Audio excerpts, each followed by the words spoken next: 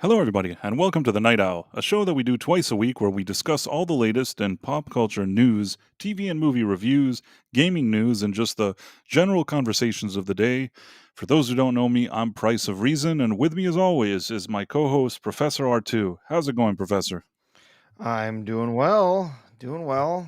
It's, long, busy day at the office, teaching and so on. But everyone has those days, right? That it's going well. Feeling good.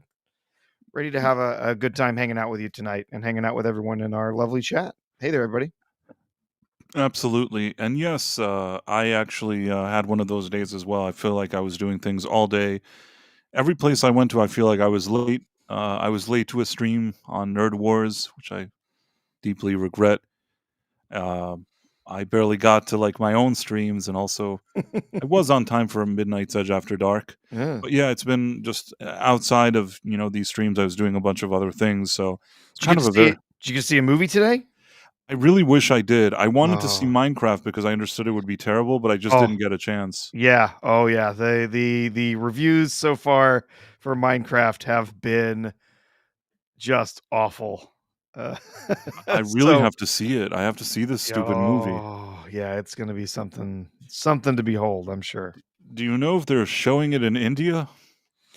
I haven't checked to see if it's showing in India at the moment. So The people in India, yeah, they are very excited about that movie, aren't they? have to wait and check that out a little bit later.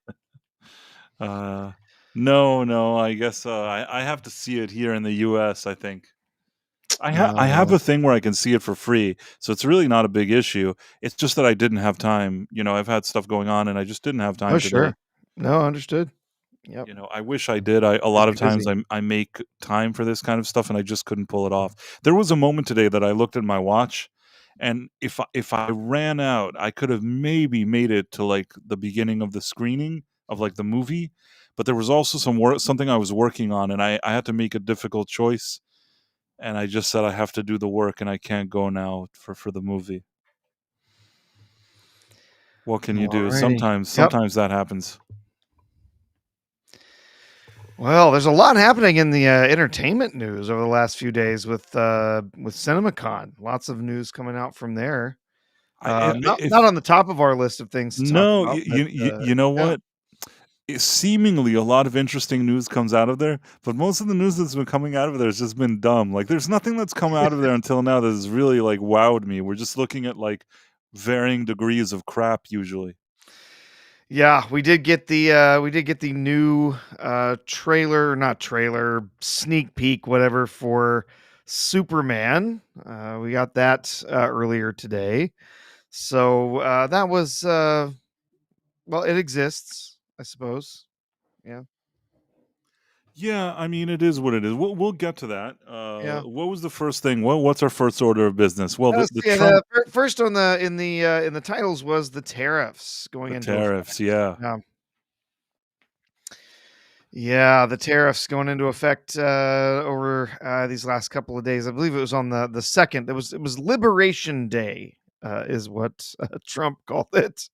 Got up and did some speeches. Honestly, a pretty decent speech. If you got to see any of it, I think he tried to make hi his point Tracy.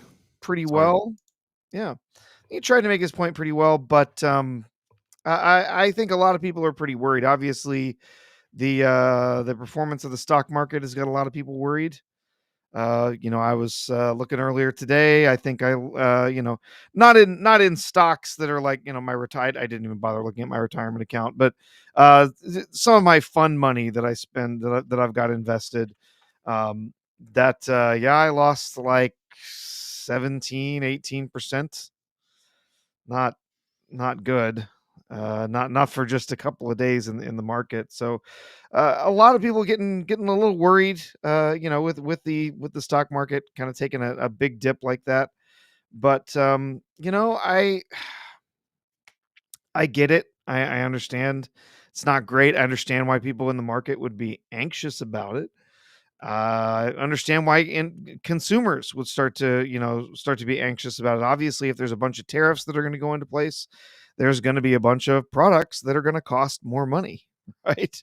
Um, we have yet to see if it's really going to affect, significantly affect some of the companies, here in the U.S. as far as sales for their products overseas. I don't know. We'll see what's going on. Well, But Vex, it looks like, yeah, it you're looks like always welcome to join us, but Vex I wants to come on and yak. oh, check your DMs. Yeah. Okay.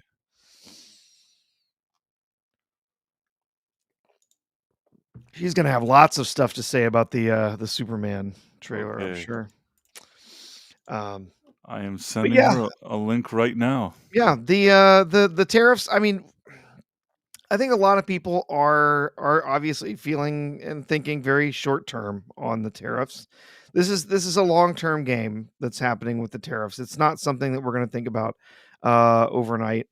It's something that's going to help change things in the future. So um, I don't know. What are you thinking about it, Bryce? You know, I think that Trump is trying to make that Jerome Powell guy lower interest rates. Yeah. He's trying to just it's almost like on purpose he's shaking things up, and I feel like he's doing it so that guy will lower the interest rates. I don't know if this plan of the tariffs and pressuring the guy are going to lead to something good, but that's what he's doing. I Who's guess Jerome? soon we'll know if it's good or not. Hello? What? Hey, Vex. Hi. Sorry. Thank you for having me. It's nice to be Yeah. here again after many, many moons. How are you both doing? Hey Vex. Oh, do I need to paste like a thing? I mean, you can just put a roast beef sandwich on the screen if that helps. Oh, that's no fun. What do you currently look like? Let me look at The reaction, though. Hold on. It's up to you, man. It's up to you. Okay. I'm here to hang just for a little bit. That's all. Forever.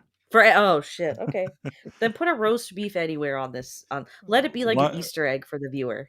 what happened to all the cool like Vex photos? Um, but a roast beef is just so much more entertaining. There was like a Vex approved one that you were like a green creature or something.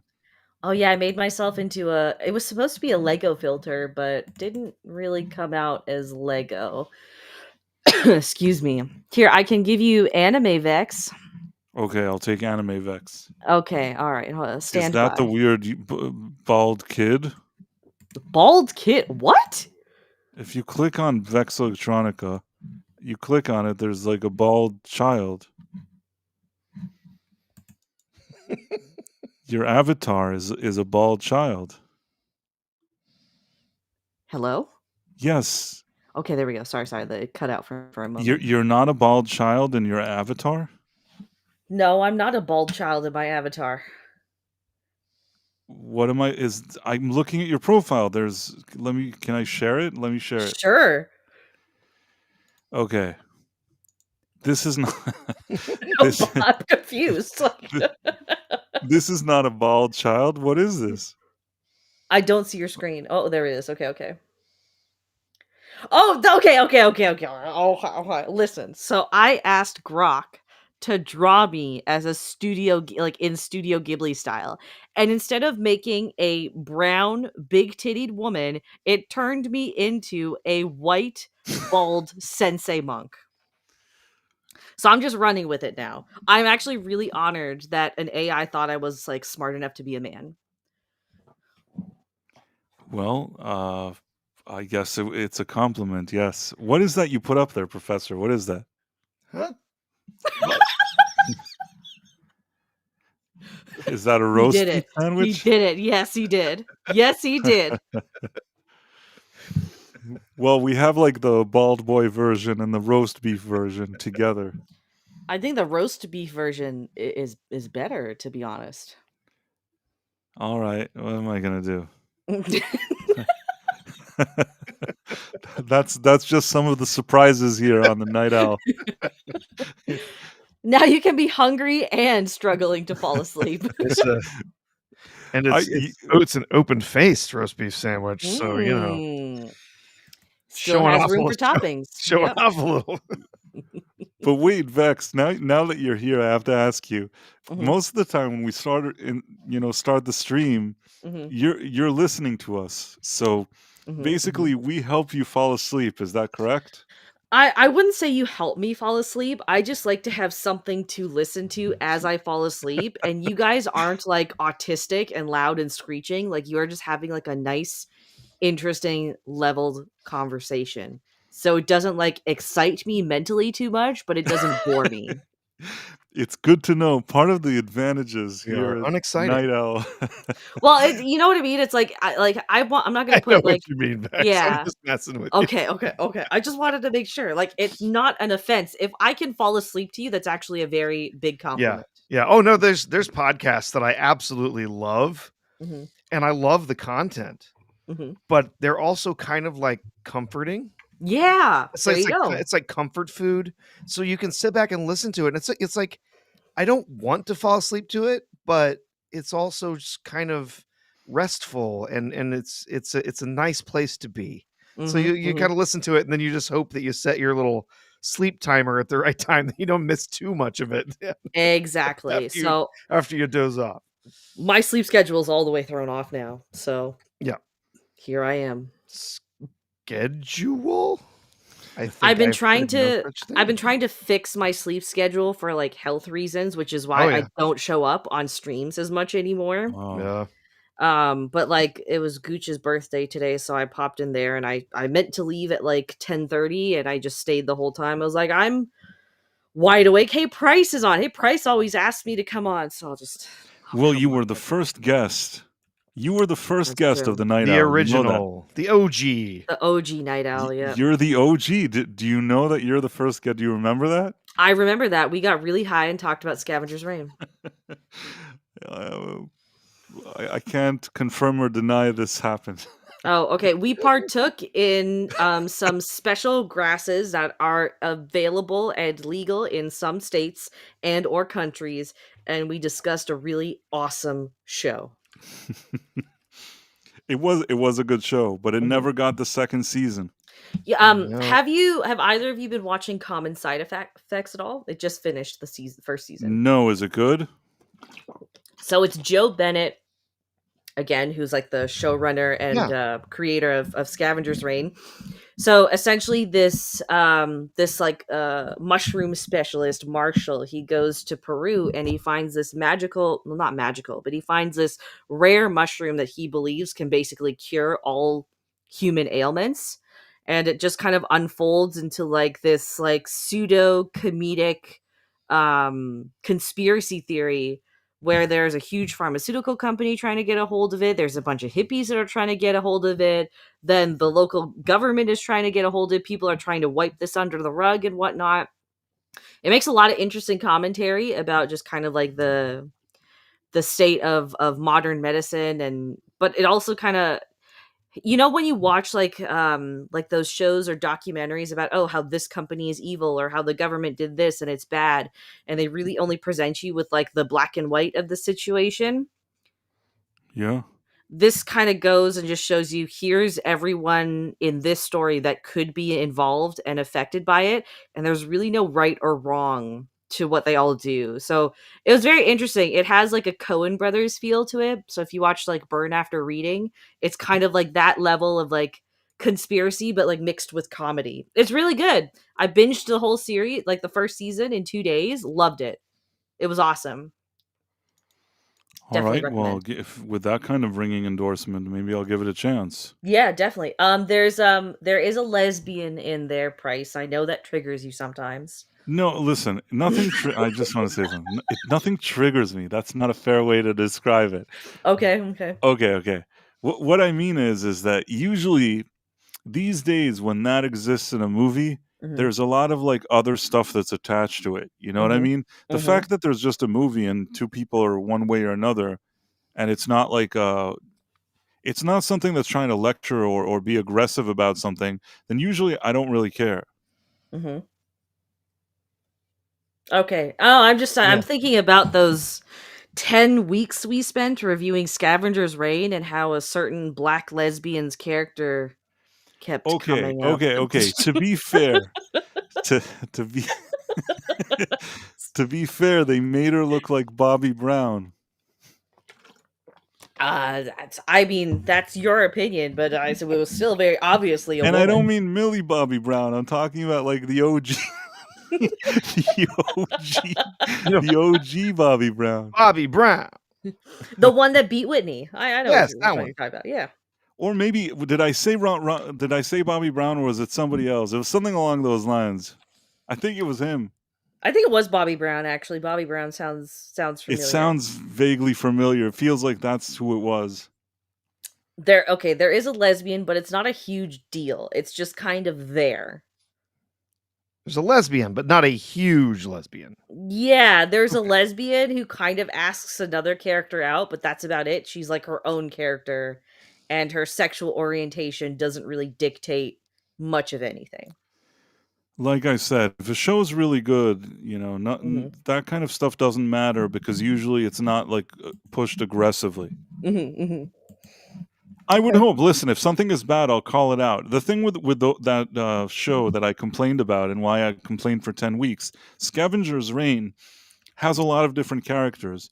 But hmm the women in it, none of them, doesn't matter what their orientation is or what they like or don't like their ethnicity, no matter what, they don't even have one lady that looks like, pretty good there.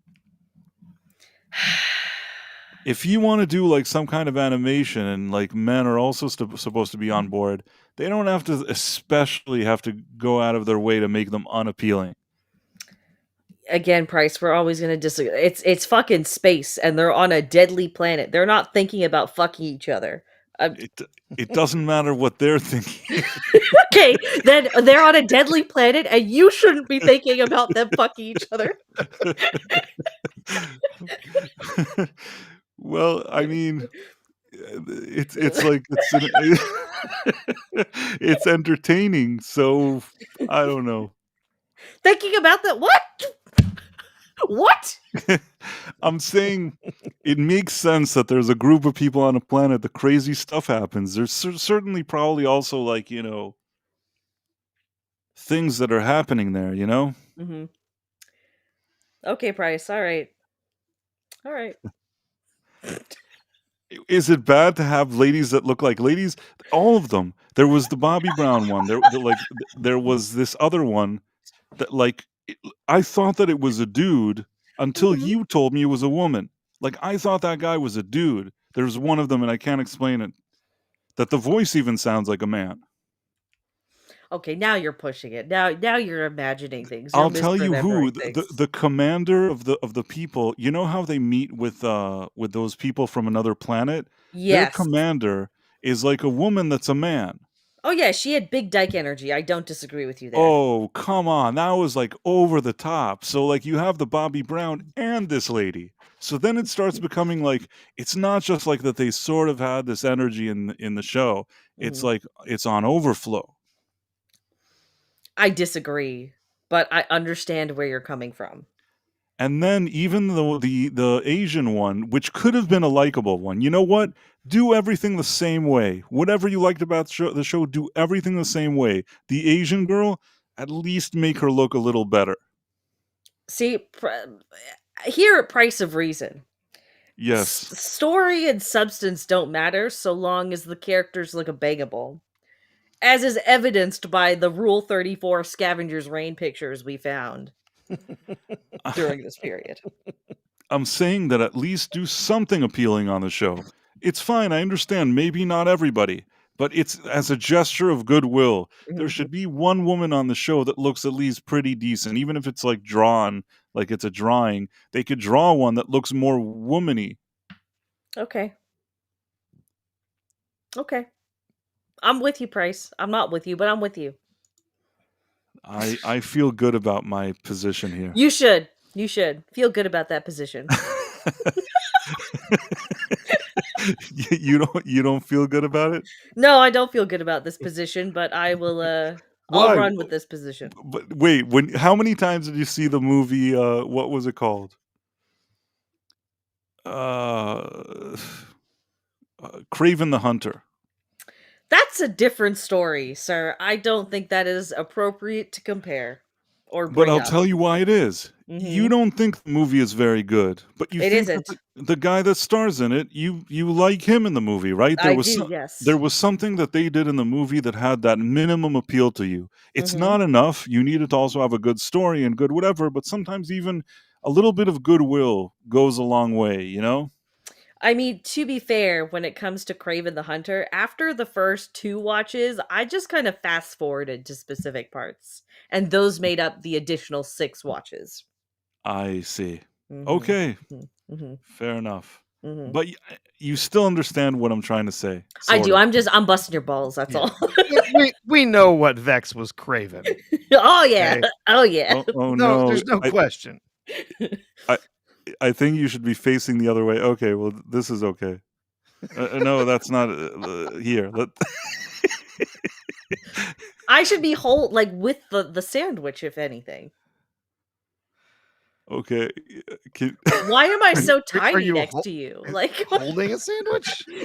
no, like, I should be holding the oh, roast you're No, beef right. the You're anime right. is sandwich. like the anime version is like holding something. Oh, yeah, yeah, I can't remember what she's holding, but slop, it's slop. Here's your slop. Well, Oh, you don't have to put me that center, man. oh, okay. I don't Okay. even know because it cuts off some of it. What does it look like? Oh, like, we're basically center of the frame, both of us. Okay. Does it ever do anything different? I don't remember now. Yeah, if we go to the If we go to two duo, yeah, frames, I it knew puts it. I stuff knew up. it. Yeah. See, there was a reason to all of this. It's not my first rodeo, Gotcha, gotcha. but I I'm still gonna. think I got the better deal with the roast beef sandwich over I here. think so too, yeah. Because now it kind of looks like the bot has both graduated from university, but got a roast beef sandwich at his celebration dinner. Okay, you move your puppet to the left now. I'm trying. Oh, okay, okay. Uh, Oh, you have to move the mouth too? oh no. I'm, I thought that was It's all all what have attached. I done? You should put your mouth on. Okay, I got it now. I know exactly what to do. There you go. Is it okay now? That's good. Welcome That's good. to the Night Owl, where we rearrange our little Avatars. There avatar you We go. puppet. did it. We did it.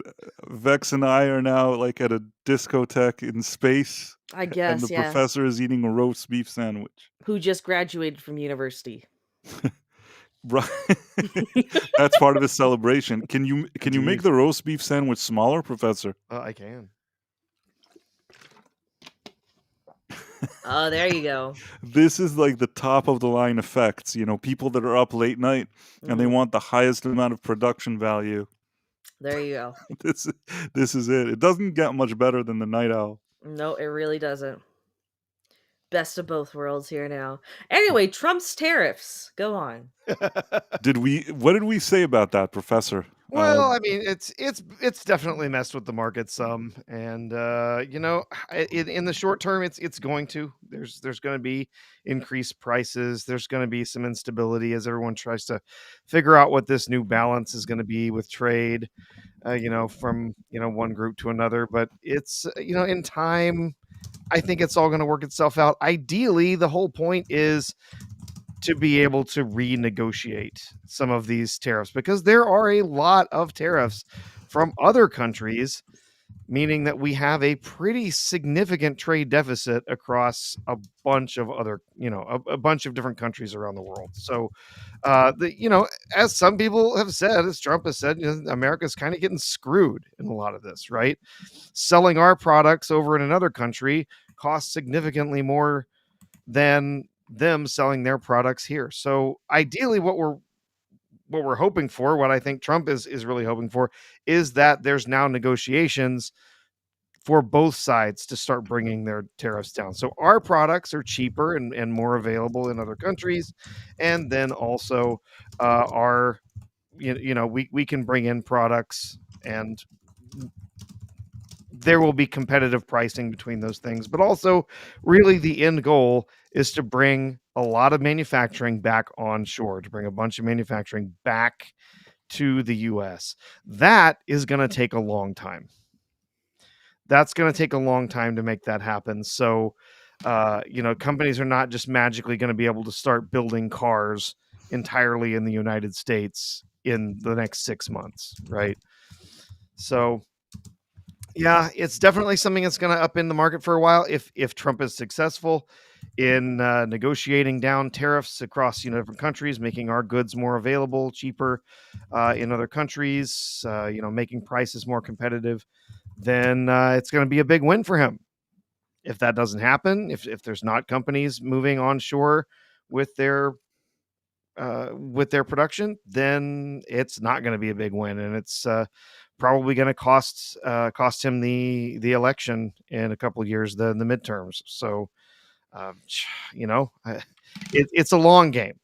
In the meantime, yeah, people are definitely going to complain about it, especially those that don't really understand the point of trying to bring a lot more of our manufacturing back into the U.S. But I do know that there's going to be negotiations. Obviously, I think especially with some of our closest trading partners, there's going to be some negotiations. I won't be surprised if there's some negotiations pretty quickly with some with groups like Mexico, Canada, maybe some European countries, Japan, where they start to work on balancing out some of these tariffs a little bit so that our goods are more competitively priced overseas. But we'll see. Um, just to add on to a point, because like I'm not a huge fan of these tariffs. I think the last major time the US implemented some sort of tariff and then removed it, we found ourselves at the tail end of World War One and going into the Great Depression. So for me, if these go down the way my conspiracy theorist hat is telling me, then it would basically jumpstart a depression and lead us into World War III. But like you said, this if anything, if he wanted to put America back on top with these, he should have waited to implement them. I understand he's only got 4 years, so there's only so much he can do. But yeah, America is not economically as independent as it needs to be in order for any of these to be reasonable. So I think this is an L from Trump, to be honest. I see the vision, but the blocks aren't there for the vision to work, if that makes sense. I feel like soon we'll know. You know what I mean? Like in a month from now, 2 months from now, we'll have more of an idea. Uh, if, like Professor says, a lot of these countries very quickly start negotiating, and he actually manages to improve anything, really anything beyond, like better than what we have now, then he could say that he accomplished something. But we don't know. You know what I mean? It could go in a lot of different directions, and I guess we just have to see what happens. Indeed. But I'm not dismissing what Yeah. you're saying, Vex. No, It's like, yeah, it's sort I of got you. I got you. Yeah. it's an unknown at this point. Let's just hope that it'll be okay. But yes, anything it's a bold move, and you hope that a bold move like this will work. I don't think it will work to his favor, unfortunately. well, it's definitely not going to in the media, but the media is going to hate Right. him no matter what he does. No, but So, even the question is how much.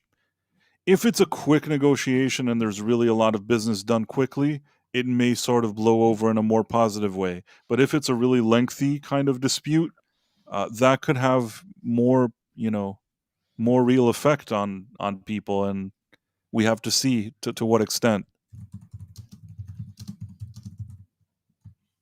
We don't know. I guess that's the bottom line. I yeah, don't have a firm position on this one, I guess. yeah, yeah. In the short term, it's definitely going to be something that's going to be hard to defend. I think a lot of people are going to be very frustrated by it. But I think long term, like I said, if it works out, if we're bringing more uh, companies start talking about bringing more of their manufacturing back to the United States. Honestly, there's one thing that needs to be back in the United States more than anything else that unfortunately I don't think these tariffs are really going to help, and that's drug manufacturing. It is actually a little terrifying how little of what are considered to be some of the most essential medications for people's lives that are not made on the shores of the United States. That another country could quite literally hold our populace hostage, saying we're not going to send you any more insulin Mm. or blood pressure medication or whatever, right? And we're not going to Mhm. send you any more antibiotics because we don't want to. Like that's quite possible. It would be foolish for some country to do that, but they could.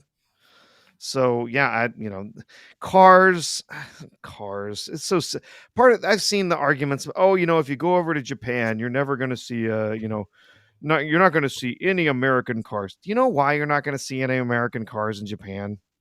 Because Doesn't have Japanese auto is awesome. doesn't have a damn thing to do with the price of those cars. Yes, there are high tariffs on American vehicles in places like China and Japan and other places in Asia. Mhm.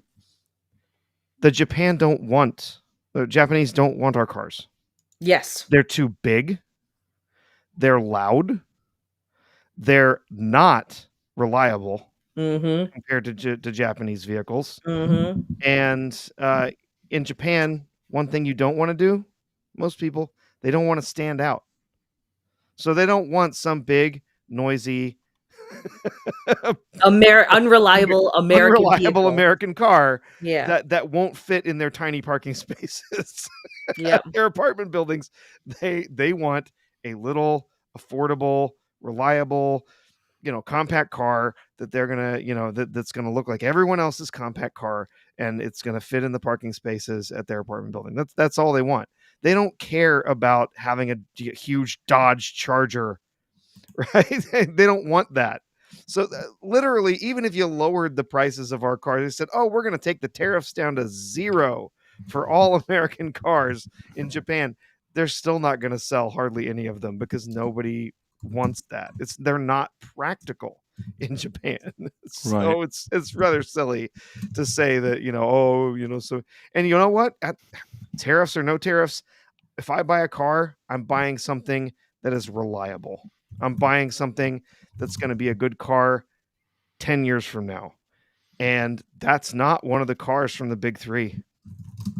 Mm. It's not something from Ford, it's not something from Dodge, it's not something from Cadillac or any of the other little sub brands going around. Buick, right? The vast majority of their vehicles are simply not reliable vehicles, and they consistently rate among some of the lowest in customer satisfaction. I have no interest in it. I'll pay if I have to pay a 25% tariff to get a Toyota or a Mazda, I'll do it because that car is going to be a good car for another 15 years. So it's silly. Gotcha. Well, Stream killer. but basically, as this first day, when it comes to this first day, it didn't look good today, right? The markets really didn't have a good reaction. Oh no, Do the you No. market's think there will be like do you think there will be a quick bounce back? Because people they've been freaking out about all this tariff stuff, but once it becomes a reality, it's just a reality. You know what I mean? Like, don't you then just? yeah. I'm not saying that everything should go sky high the next day, but isn't something that you kind of accept that is going on and kind of navigate through? It's kind of hard to navigate with some of the prices that this would put on some goods. That's, I think, the biggest issue. And you put that on top of a population that is already kind of like mostly living paycheck to paycheck or struggling to find work. Like I was talking to a friend of mine in West Virginia the other day. He graduated 3 years ago now. He's 26. He has a degree in criminal justice. He's been trying to get a government job, and he keeps getting edged out of that job market because he can't get the experience because no one will hire him. But now with all of the layoffs that Trump is doing, now all of the jobs that he could be a prospect for, they're just going to go and hire all the feds that were laid off instead, because at least they have the experience and it's someone that they don't have to train. So it's like thinking about what the price of some certain goods might be when there already isn't any sort of domestic production for them, like in this economy, is really worrying for a lot of people. A lot of people who are already struggling. Yeah. Yeah, it's not. This isn't easy. Like I Mhm. said, there's a plan here, and the plan is interesting. I We're all hoping it works because, like you said, it can have impact on people. It's not nothing. So I have a question to you both. Again, because he's only got 4 terms, and should I guess his ideal candidate take on the next presidency, is there any if is it realistic for him to really achieve anything in the 4 years that he has? As long as he is able to maintain control over the House and Senate at the level that they have now, Mhm. it's possible. We're going to have to see some more cooperation between him and the Senate, him and the House. Legislatively, there's going to have to be eventually some kind of movement. Right now, everything he's done is with executive orders, and Yeah, everything that's executive orders can be overturned by a new administration. So, and this is But yeah. can't he veto it? what do you mean? Like if something was passed by the legislative? Yeah. Yeah, unless it's something big enough that they could overcome the veto, then yeah, he could veto it. But what I'm saying is he needs to be working with them instead of simply putting everything in as some kind of executive order. He needs to be working with them in the legislature to start getting things passed This is for yeah, his agenda. this is like where my concern is because everything that is of legitimate interest or value has all been just it's been he's made an executive order, and it's been we're going on month 4 now, and none of those have gone anywhere, and he just keeps throwing out executive orders instead of, like you said, working with the powers that are in order to jumpstart all of this and get it passed quickly so things can progress. Yeah, because if there is then if then we have the Democrats taking back the House, I don't.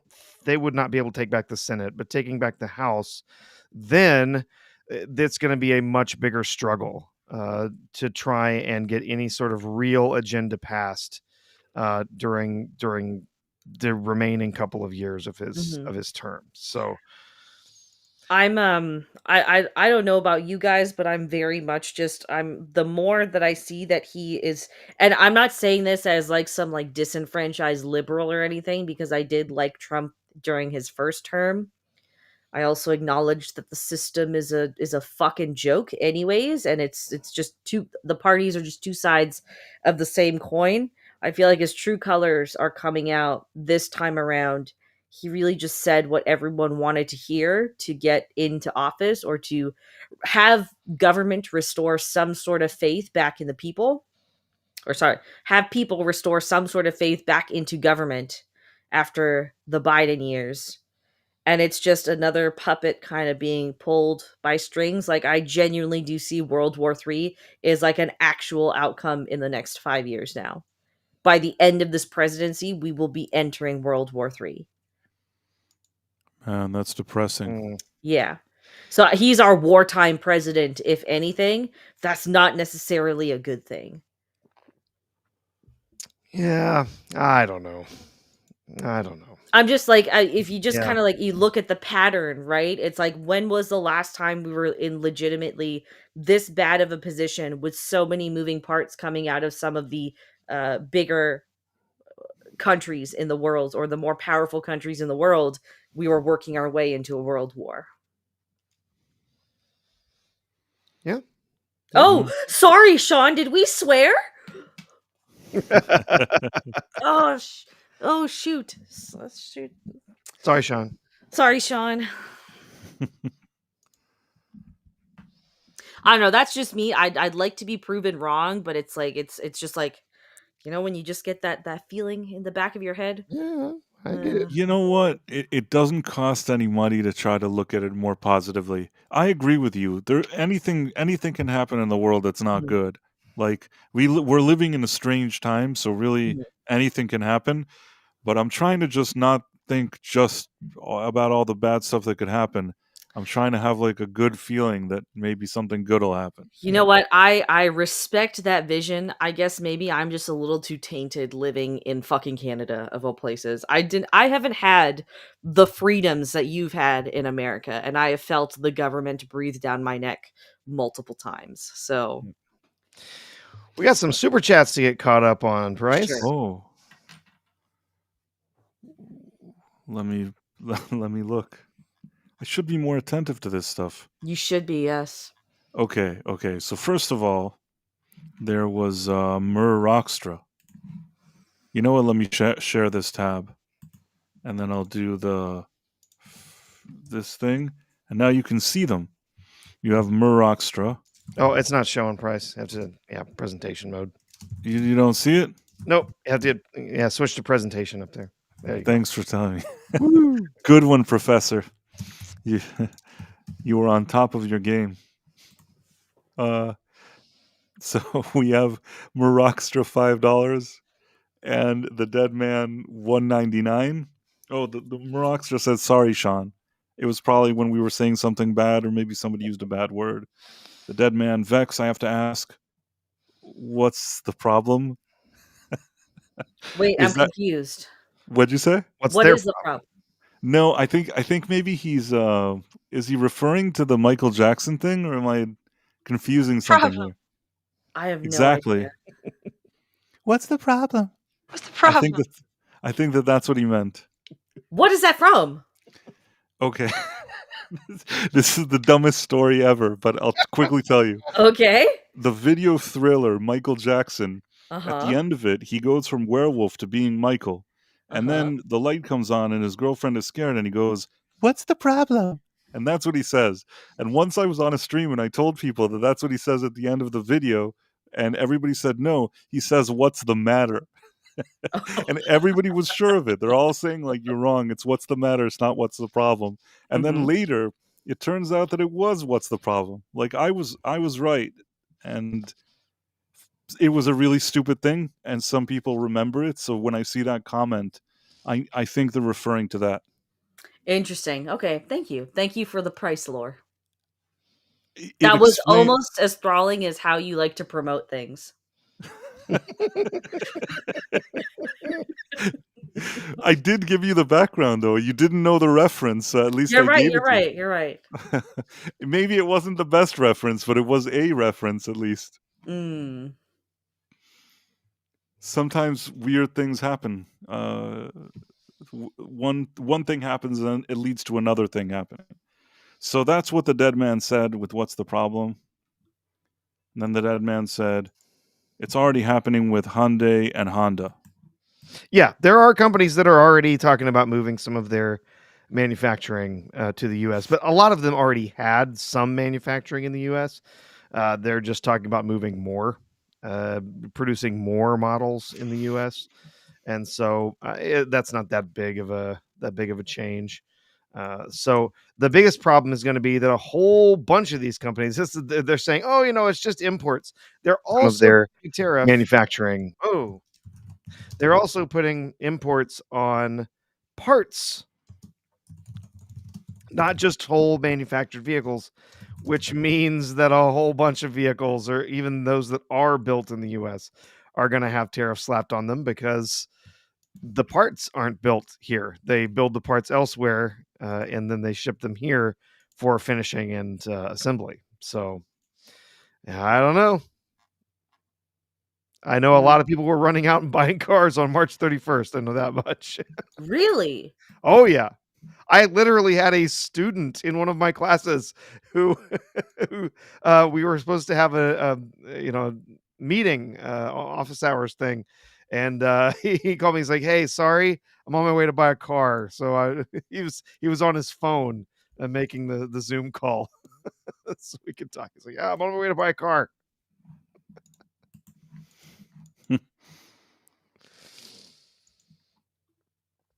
Yeah, they were doing some brisk business late last week and early this week. So I see. Oh, here it is. It worked. Vex, I have a surprise for you. Okay. Are you ready? is it a Sure. roast beef sandwich?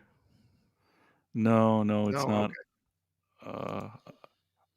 It's not that exciting. He's gonna pull up a picture of fucking Craven, isn't he?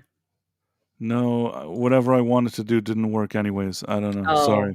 I'm sorry to hear But- that. Sometimes we have performance issues. It's fine. No, okay. What I did was it was a picture of Vex fucking Craven. no. What it was that basically. Sorry, Sean. Sorry, Sean. Sean. No, not at all. It was a thumbnail, which I took our thumbnail and I added Vex to it. Like I moved a few figures around, and that was the Night Owl, and she was here too. And then I wanted to unveil the thumbnail, but like I see on Rumble that in my interface I can see it, but when I look at the main page, it's like sort of disappeared. So I don't Okay. want to. But you know what? I can do something else. I know what I'm gonna do now. Okay. Did you just replace Liam Neeson's face with hers, or how'd that work out? Not exactly. Here, I'll show you. See, Vex says I don't do good marketing. I'm going to do great marketing now. Oh. Behold, great marketing. I like how easy it is to trigger price. The only thing that triggers me is trigger warnings. Trigger warning, price got triggered. Okay, I'm about. Oh, I need the link too. Okay. Oh, I'm so bad at this. Okay. Oh, I'm bad at this. Oh. Is this the link? No, that's the wrong link. I'm about to impress everybody. You guys talk amongst yourselves for a second. So what else do you have on your docket today, R2? Oh gosh, Disney admitting admits defeat. Liam Neeson's Naked Gun. Mm-hmm. It's a very long Naked Gun, from what I understand. And Marvel Rivals 2. Take your pick, sir. Oh, there's so many other things we could talk about too. Did you happen to see the Superman trailer? Bryce and I got to talk about that earlier today. Did you see the new extended look at? Yeah, I Superman? saw it on Gooch's channel because I know that preview came out with the Minecraft movie today. Yeah. Oh. Excuse me. I just don't care about James Gunn's guns. I don't. How can I say this? I'm sure it'll be very entertaining for people that are like hardcore Superman fans. But for me, who's just like a normie, like I haven't read any Superman comics, so I don't know the deep lore. I can kind of tell that this movie won't be for me. I'm also just not interested in what James Gunn has to offer because he was a one-trick pony. So I don't care. I'm sorry if that offends. I just don't care. Vex, do you see the new The new thumbnail? yes. Yes, I do. It Yes, looks I very do. official now, right? It does. Yeah, good job, Price. Good job. Good job. I'm proud of you. You probably couldn't care less, but I think it looks nice. I did. Beauty. It blends. It blends. So you did a good job there. It also looks good in the background when we talk. Like it's like, you know how behind Jimmy Fallon he has like a picture of the Empire State Building. Mm-hmm. This is like a similar effect for us. It's like our backstage area, Okay. like the billboard. Okay. I understand what you're doing. You All right. didn't hate it. Come on. I don't hate it. No, not at all. Not even close. Not It even loo- close. Okay. I used the artwork. I used the approved artwork. I mean, the approved artwork was the roast beef sandwich, but It wouldn't have. I think that this is more impressive. I don't know. Chat, would a roast beef sandwich have been more impressive? It doesn't fit with the vibe of, like, The little yeah. it Head would be a heads bit distracting, I think. yeah, roast beef A sandwich. puppet, a robot, and an anime girl next to Trump, Liam Neeson, and I don't know who that other guy is, and Bob a Iger, okay, and Disney Bob CEO. Iger, and a Bob roast Iger. beef sandwich would be ill-fitting? Well, everyone has their own tastes. I suppose maybe a turkey club would have fit better, but, Okay, a BLT maybe? Seeing Yeah, the anime girl, like, version of you is actually cool in this situation. This fits perfectly. okay. The other one is, like, for shock value, but this one is cool. I mean, the roast beef sandwich is funny. I just like it. That's all. There's a double entendre to it, Women make sandwiches, but also like vaginas can be referred to as roast beef it's beef curtains. there you go. Yeah. I understood I knew exactly where your mind was when you when I'm you getting too introduced that predictable if you motif. knew. Yeah, Oh, dang. I I didn't even have okay. to ask you. I knew exactly what you were doing when you brought it, and it's funny, but somehow, like, it comes at the expense of you. You know what I mean? It's one thing if this little girl had a roast beef sandwich on her plate, maybe, Mhm. but, like, although that is kind of weird in and of itself, but never mind. Uh, remove that from the record. I, I never said that. It's not good. Um, It's not good with a roast beef sandwich. someone clip it? I am completely backtracking here. I didn't think of all the ins and outs. That probably wasn't a good way to describe it either. No. Ins and outs with the little girl's roast beef sandwich here Oh, on The Night Owl. here at the Night Owl, we it's the opposite of what we represent. This is an example for what we Mm, don't represent. you're just digging the hole deeper. You're just, I guess hashtag cancel Price of Reason has to start trending on Oh social Yep. media. no. I Need it. was just the only reason I said it is that I was thinking kind of logistically she has a plate. So on a plate you put food, but then I kind of thought to myself that that would be inappropriate. But until that moment, the logistics were working. Maybe if it was your avatar looked older. Oh, so beef curtains are better when they're older. When the person Aged beef curtains? Why not? no, when the person carrying the roast beef, that person has to look older. Mm, Personally, mm. I love some aged roast beef. I don't know about you. Okay. Okay. You dug it real deep, Price. I I'm proud of did. you. I That's don't know how actually the we best got here. I don't know how advertising we right were there. talking about, like, a tariff or something. How do we We were get well, you said talk amongst yourselves, and then I asked Ah, R2 what else is on the docket. So R2, that's a great segue. okay, Disney admits defeat, so you probably wanna know what they Sir, I said admi R2, not sorry, R2, but you say it. Yes. What exactly did Disney admit defeat to? I do know I heard that they were going to end their lease on Fox Studios in LA. I was surprised to hear that, but you have something else that you were No, and we'll get saying? to that in a second because I actually don't even know what you're talking about. Yeah. They were going to make more live action movies, and I think that there was one already, like, either in pre-production or something was already, like, actively moving with it. So, Entangled, whatever that movie is, I guess they wanted to make, like, a live action Disney version, Mhm. and, apparently, if I read correctly, they stopped. Now the reason why did they stop? Because Snow White has killed the, like, live action remake. I don't know if killed it for good, but, like, has at least been a setback for live action remakes. Okay. Yeah.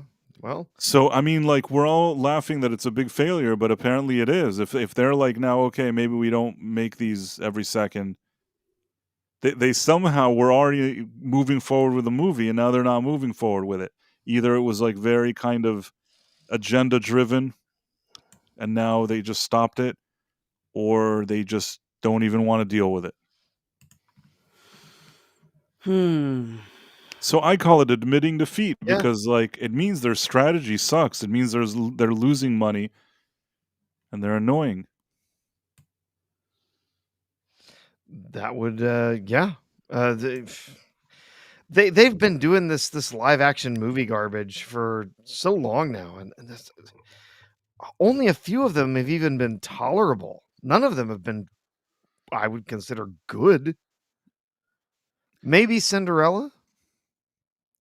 I think that's the only one that I didn't see, actually, so maybe it's good, but I don't know. All I know is that the ones that I've seen have been really bad, and more than anything, it just feels like Disney has no original idea anymore.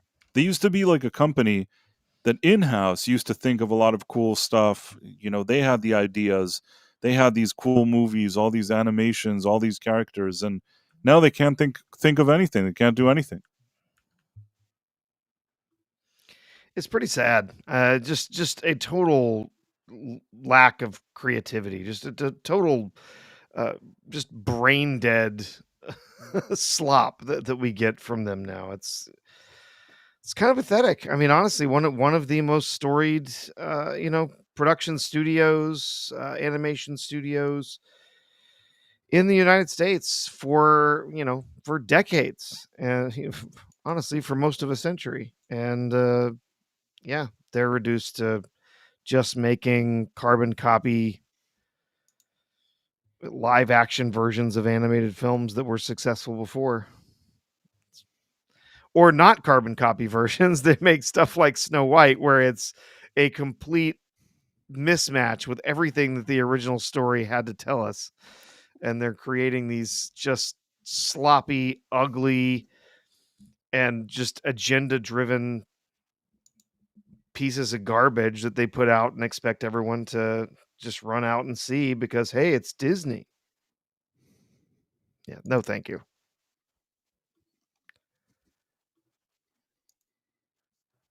Stream killer. Yeah, no. I mean, Price I is agree. Price is busy. He's doing something. I can hear it. I can hear No, the wheels sometimes I turning. look for files, I look for stuff, for story, for things to share. I feel like Yeah. Vex has fallen asleep on stream with us. Sorry, I'm trying to sort out a cat right now. Sorry. Ah, I see. Is it pussy problems. Mhm. Yep.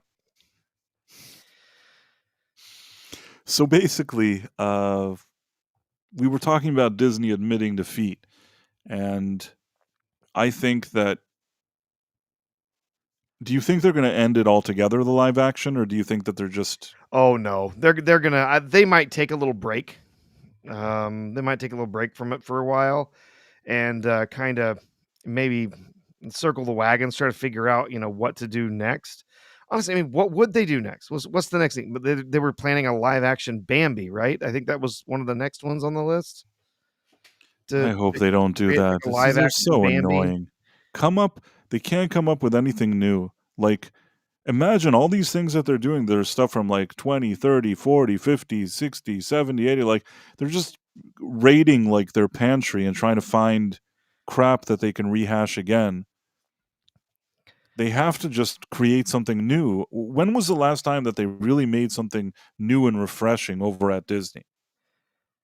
I don't know. You could do a live action Bambi where the dad actually like abandons the family so that it's just Bambi, and then the mom there. She's like a welfare mom, and then she gets shot, and Bambi turns to the wrong people, joins a gang.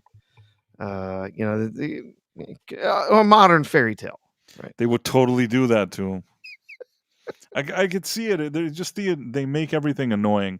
You know, for me, obvious examples beyond all like the whatever controversies beyond that, in both the Little Mermaid and in what was it, Snow White and the Seven Dwarfs, they abandoned the main thing that made those characters even exist. If you take a story and you take the main character and you just try to change everything about them but fit them into the same story, it just doesn't work. That's one thing. And cutting out things that are inconvenient, like she likes a guy and she wants to be with him or something like that, those are stupid things. They did that in Little Mermaid too. Like in Little Mermaid, in the original animated movie, the reason she wants to even go to land because she sees this prince and she wants to be with him. Uh, I think there's also a situation, even, I'm trying to think. Does he save her twice? I think she saves him once in the movie, and he saves her once. And then in the Disney movie, so she saves him twice because a man can't save a woman or something like that. There's just a lot of nonsense. That by the time you're done with it, the story the foundation of it collapses because the characters are doing something that doesn't stay true to their character. I'll give you an example with Snow White. Did you see Snow White, Professor?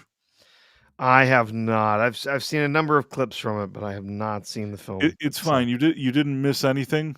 There's a part where, like, the whole time, instead of being this more womanly princess, like she likes the prince, she likes this, she likes that, like in the original, she acts as a mother figure to the dwarfs.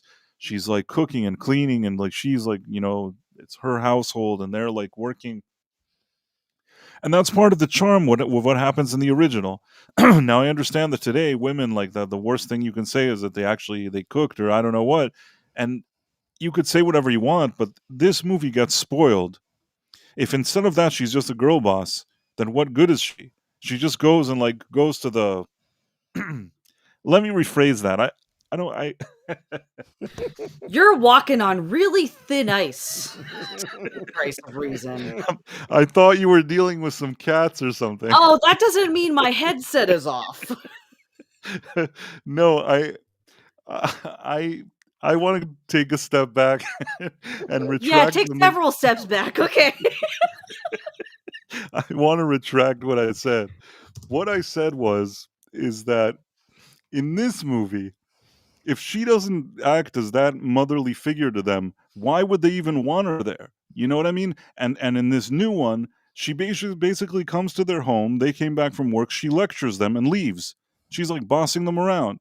It's like, why would you be here bossing them around? You know what I mean? Clean up Now, this place, bitch. no, I'm not saying that either, but I'm just saying, according to the story, for room and board, she was maintaining the home. That's basically the deal. So in this one, Yeah. no, No, that's it. You're right. She shows up and she's like, "You know what? If I clean up, maybe they'll let me stay." She offers to do something for them in return for getting something from them. She basically offers a simple trade. I'll help clean up the house, and if I do that, then maybe they'll allow me to stay here. And then in this version, and we've all seen the clips, she says, "Oh, you know what I'll do? I'll boss you around. Here, you clean this, and you clean that. And here's a broom, you lazy SOB. Why don't you clean that thing over there?" And then she dances around and sings while they do all the work. And when I said that that's what she was good for, I was, referring not to women in general, but to her specifically, her character in the movie. I just want to clarify that. It's not that I'm saying that all women have to do that. I'm just saying that within the context of the story, she gets the room and board because those are the services that she provides. Yeah. And Now, then they end up liking her in the original. They exactly. befriend her. She becomes like a mother figure to them. But I'm saying, like, there is initially like an understanding between the dwarfs and her. She's like, I can cook. And they're like, wow. Professor, do you remember that? Yeah. It's like I said, So Vex, there's do an you understand exchange that I'm there. not the bad person you thought I was? Still up for debate. Do you understand what I was trying to say, or am I still like in hot water? Yes, I'm busting balls. You're what? I'm just busting balls. I understand what you mean. Okay, fair enough. Fair enough. It was a fair ball busting though. I keep getting myself into trouble on the stream. It's okay. Anyhow, so they admit defeat, and it's a shitty thing that they do. Sorry, Sean, that they do all these remakes, and hopefully they'll stop at least for a while because they've all sucked, and they all keep like ruining the stories. The funniest thing, I'll say this, and that's it.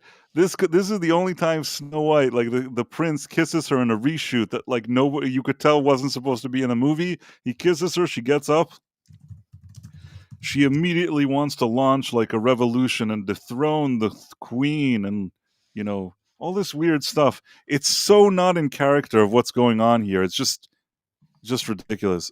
Vex, did you see that movie or no, or just I saw it? No, I saw Snow White. I've been working on a script for a couple of weeks, not so much in the way that everyone else is, but in a bit of a different angle. But yeah, I did see it. It was quite disappointing. Rachel Zegler honestly isn't the biggest problem with that. Actually, she's not a problem in that movie. Period. It's everything else. I mean, the thing is that all I can say is that she can sing. Those are the parts that probably are her strength. When it comes to the vibe of Snow White, I don't think she has that vibe. I think that the vibe needs to be a more like welcoming and positive one. Zegler doesn't have that naturally. I don't completely buy her there. Uh, Obviously, I think that like Gal Gadot wasn't good casting for her role either. I think that they needed somebody that was like I think like a British woman. I've said before, like Kate Blanchett or Olivia Colman, or somebody that you buy could be like an evil queen. Uh, I personally I'm fond of Gal Gadot, but I don't think that this. It doesn't mean that every role is roles that are a good fit for her. Um, I don't like. It's not the singing. Like, yeah, Zegler can sing. I'm saying like her acting ability or her skill wasn't an issue because of how terribly written the story and the character were. So for what she was given, it wasn't fine. Gal Gadot definitely was a bigger issue. That woman cannot fucking act to save her life. Like, oh my god, I wanted to blow my brains out in Minecraft more at her performance and singing than Rachel Zegler, which should tell you a lot. Rachel Zegler is a good singer. I think that Gal Gadot probably doesn't really sing, and No. Oh. I don't know why they insisted. Honestly, I don't even know why they wanted her to be in this movie. They just, I guess, wanted to do some business with her because for some reason maybe she was doing business with Warner Brothers, and sometimes you want to wow somebody with some deal. This was a really, really dumb idea. I think that, like I've said it before, there's actors that they're not the best actors, but you see them on screen and they have a certain charm about them that you like. There are actors like that, and that's fine. But you don't give them every type of role, and their range is probably pretty limited. Mm. Like I can think of a lot of actors. I think we've talked about this.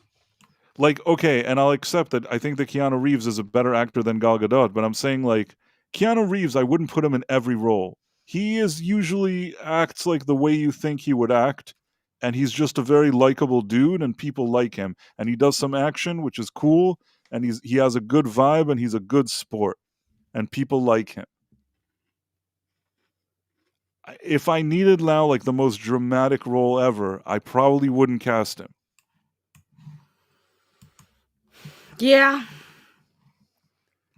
This is coming from a person that likes Keanu Reeves. I'm just saying, like he's at least smart in choosing roles that those roles are going to work well for him. You need to have that wisdom too. You know what? Mark Wahlberg is a pretty decent actor at times, but sometimes when he takes the wrong role, he is awful. Hold on. What are we talking about now? I'm just saying that sometimes you have actors that don't need to be the best or give the best performance in something, and they're likable. Oh, I mean, but you could pick a million people that were better than Gal Gadot. Right. In that movie, in the movie in Snow White, she's miscast. I'm not disagreeing with you. I'm Mhm. just saying that in general, most of the time when you put Gal Gadot in a movie, she usually is, if nothing else, somewhat likable. But I think that they chose a role here that just it's not in within her range. It's not a good fit for her. No role is a good fit for her if we're fair. I mean, I liked her as Wonder Don't Woman. oh, come on. Price. She Price. she did Don't fucking the, lie to yourself. Come on. she did the best she could with that. I like Hello, no. that Come was on. Justice League or one of those other ones. And Come yes, on, man. She's not a good actress. I that don't that care was a how bit good she cringe. looked in That that was a bit Wonder. cringe. But in her own movie in Wonder Woman, I thought she was pretty charming. I don't know. I didn't dislike her in that movie. No, she was terrible, man. She wasn't believable. She wasn't charming. She looked wholly out of place. She sounded out of place. She's not a good actress. She's just a pretty face. That's fine, but you need a little bit more than that to be convincing. Don't Hey, kid yourself. I know that you have this thing against women that don't look like women and whatnot, but come on. Be I said serious here, that. I Price. didn't You're say a anything. movie reviewer. Be serious here. when when did I ever say?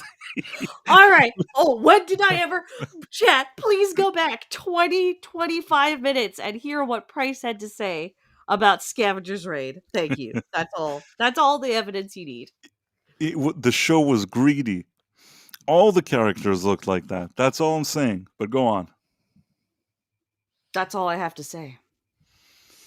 I see. Are we still in Disney admits defeat? Oh, I mean, we could see this one a mile away, right? Mm-hmm. Yes. This is no news to any of us. Eventually, the money was going to run out. Eventually, the actual ability for them to make money from these cheap ass remakes Hmm. was gonna run out. The steam was eventually going to stop, and the train was done. They're not going to make money from these anymore. They're garbage. They're not when they could make these for cheap. When they could make these for a lot less than they made this Snow White, then sure, they could actually plan to turn a profit on them. But now, if they're all going to cost this much, or God forbid, even more, there's no way that this is going to be a profitable model for them. And until they can get back to making some mid-budget movies, and until they can get back to finding someone who can actually write a freaking script that isn't an embarrassment, then no, they're not going to be able to make money off of these things. So yeah, they're going to have to pack it in for a little while at least.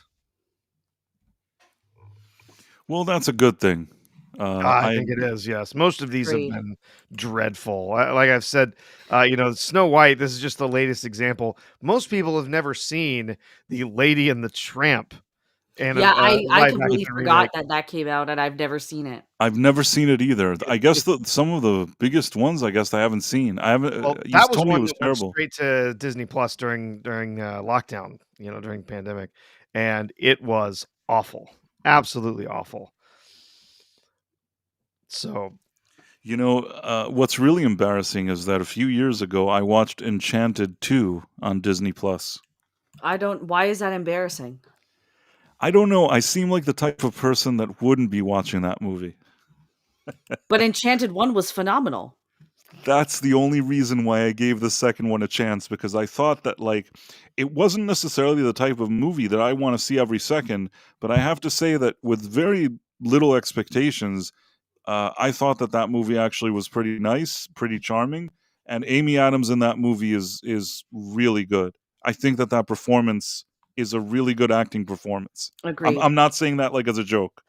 Agreed. No, I'm totally with you. I think I would rank Enchanted in my top 5 favorite Disney movies, in all honesty.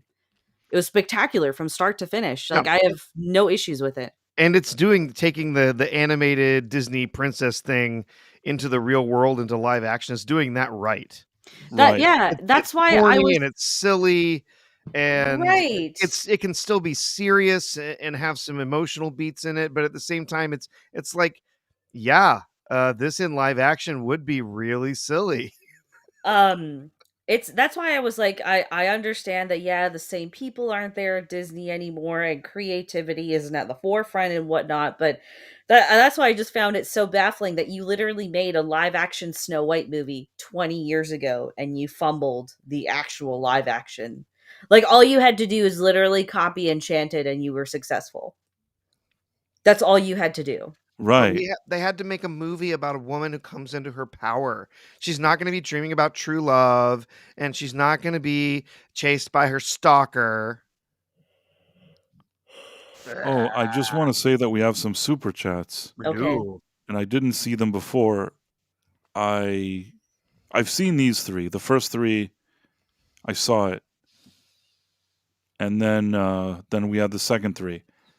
So we have Istophobos, who says, "This is such a nice, it's a show within a show."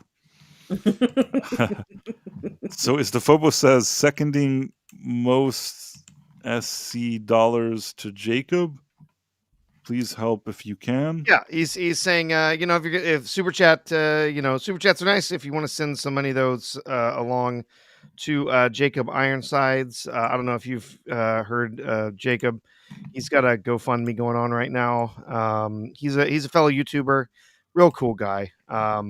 He Here's has the some link to paste in chat if you want in the private. yeah, he has some physical some health issues, as well as his family does as well, and they have been told that they have to leave their home. The person that rents that property to them is not continuing their lease, and so they've got to find a new place and quick. And so they're Jacob's asking for some money to help out with their issues with relocating their family. So if you can help out, that'd be really cool. Jacob's a good guy, and if you got a little extra and you can help out, that's great. And if not, if you want to share the link elsewhere in other places, try and get others to donate. That's awesome too. Yeah, sharing does just as big of Yep. a help. Yeah. So, okay, seconding, that's what he meant. Thanks Yeah. for explaining it. Let me, I'm going to press on a heart. And here, I tried to click on this. I don't know. You know what I mean. Stop boomerang. Why? I clicked on it and nothing happened. The likes keep jumping in it. This is like when I help my mom like solve really, really, really, really simple iPhone problems. I feel like I'm watching this right now and it's actually triggering me a little bit. Oh, okay. I think I got you. I understand what happened. That if people click on the thing, like if I click on this, it goes up by one. Sorry, Sean. Does it influence? Like, does it go up to 3? No, if I think there's just something weird on your end with it jumping back and forth. So I couldn't have done anything different about it. No, it's fine. Oh. So the dead man for $5 says, so a farmer had 297 cows. When he rounded them up, it turns out he had 300 cows.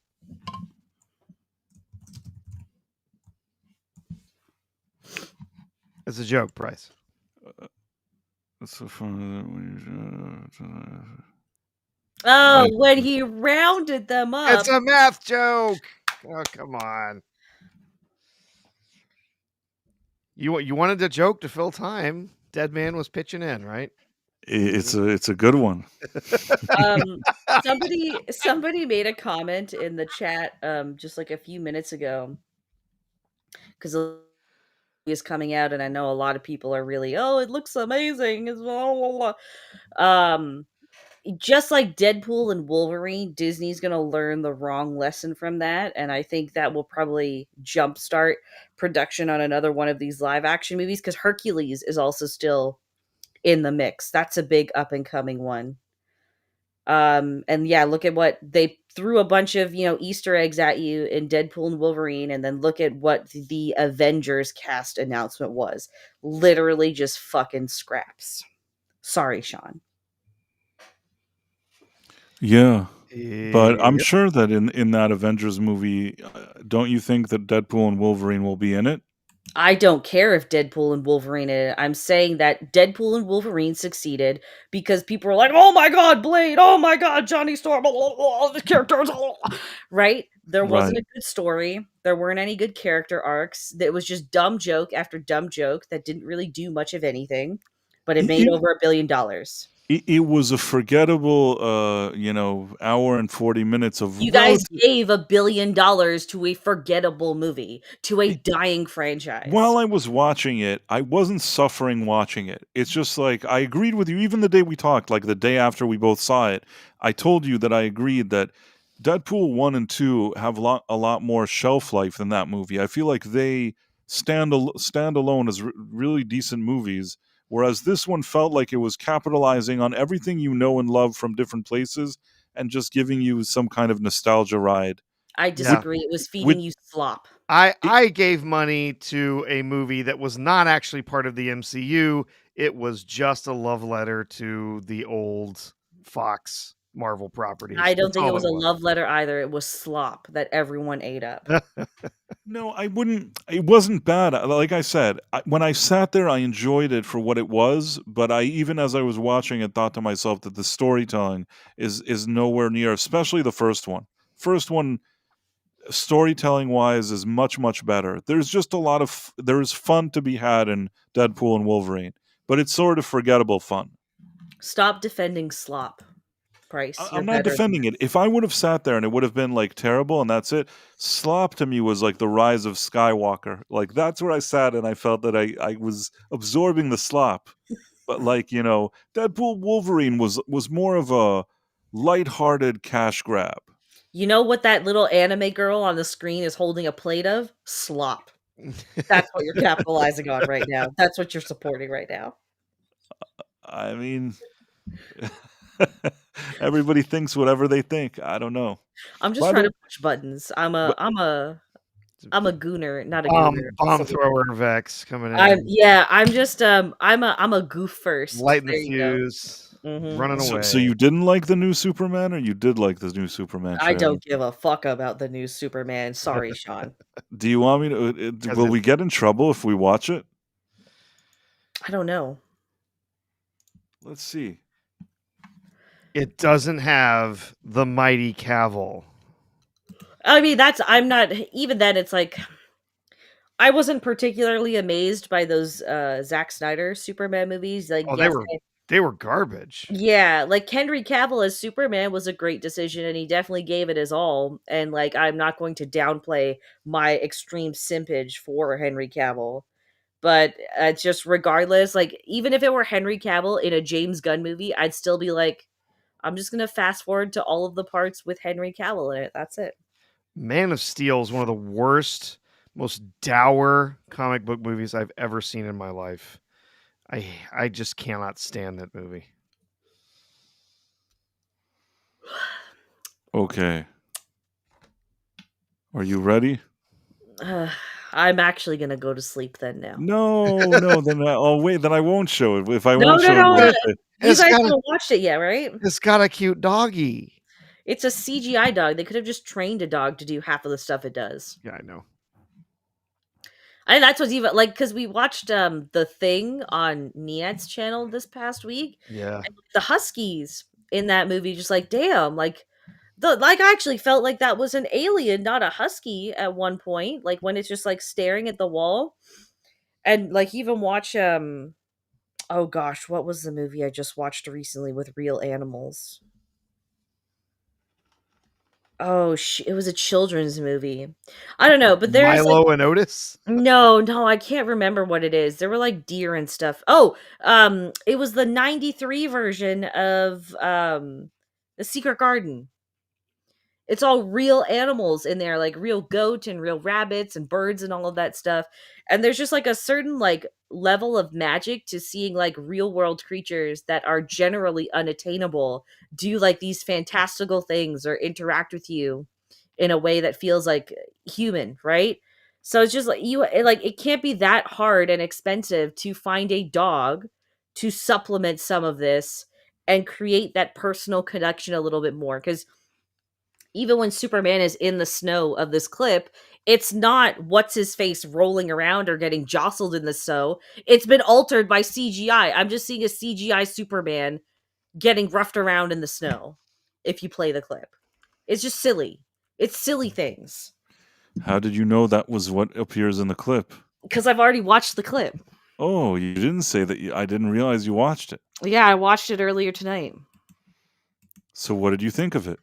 My comments stay the same. I don't care. I mean, surely you have some kind of thoughts. You see it and you think to yourself, "Oh, this looks interesting," or I will. "Wow, Okay, like I said earlier, right? It's like this will probably be really fun for hardcore Star Wars fans because that seems to be what James Gunn is catering to. But for me, as a normie who just finds the superhero stuff like fun and endearing and hasn't read the comics, I don't find myself particularly interested by anything I saw because it looks like it's not made for me as an audience member. That's all. Like I am clearly not the target demographic what for are it. you the target demographic for, Vex? What do you like?" I am definitely the target demographic for 28 years later I see. and All right. Terrifier. So you like more horror type of stuff. Well, yeah, I like horror, but I'm just saying like this like nothing caught my eye in this. Nothing stood out as wow. Nothing kind of like tickled the intrigue for me. I just feel like I was looking at a bunch of CGI, a bunch of Easter eggs that I don't understand because I haven't read the comics, a bunch of characters that I don't feel are getting like a tease. Like for me is just like like someone who appreciates story, just characters that, oh, I'm interested to see what story and what journey this character goes on. I guess maybe it's a little bit interesting that you start off seeing Superman getting beaten to a pulp, and then that way it's kind of like, oh, it is a growth story. It's how he finds his footing story because Superman is OP, right? Um, but Yeah. it's just not for me. I'm not interested in any of this. All right. Go ahead, go ahead. Sorry. No, I We went understand. on a tangent there. We went on a tangent. No, it's okay. People think that we may get a takedown if we see this. I don't want to run into trouble. I mean, it basically Superman is rolling around in the snow like we saw. Yeah, we get the extended version of the scene that we've seen before, where he smashes into the snow in the Arctic, and then instead of Crypto just saving him, he like jumps all over him and smashes. He's playing with it Just play the clip, Price. You'll be okay. Just edit it out. around like every time. Like in the comics, it's generally always just sort of been there. Like it doesn't grow out of the ground every time he comes back to it, but I whatever. I was told that it's in one specific iteration of Superman. Could be, I suppose. Yeah. Yeah. Oh, well, then why don't they have the iteration where in order to open the door to the, to his sanctum there, he has to have a key that's about 150 feet long and made of Bro, I wild, don't ask me. Ask crazy James metal. Gunn.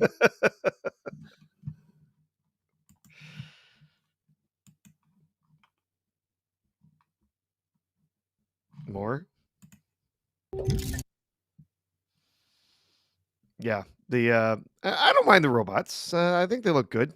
It's good design, but yeah, one of them was clearly voiced by Alan Tudyk.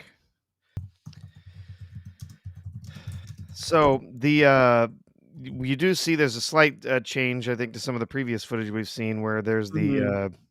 creature that in the background that's attacking the city, and you can this time around you can actually see there's like a green beam that shoots out at one point, and there's some other stuff going on back there where it appears like he's not just sitting in an apartment ignoring the fact that the city's being destroyed.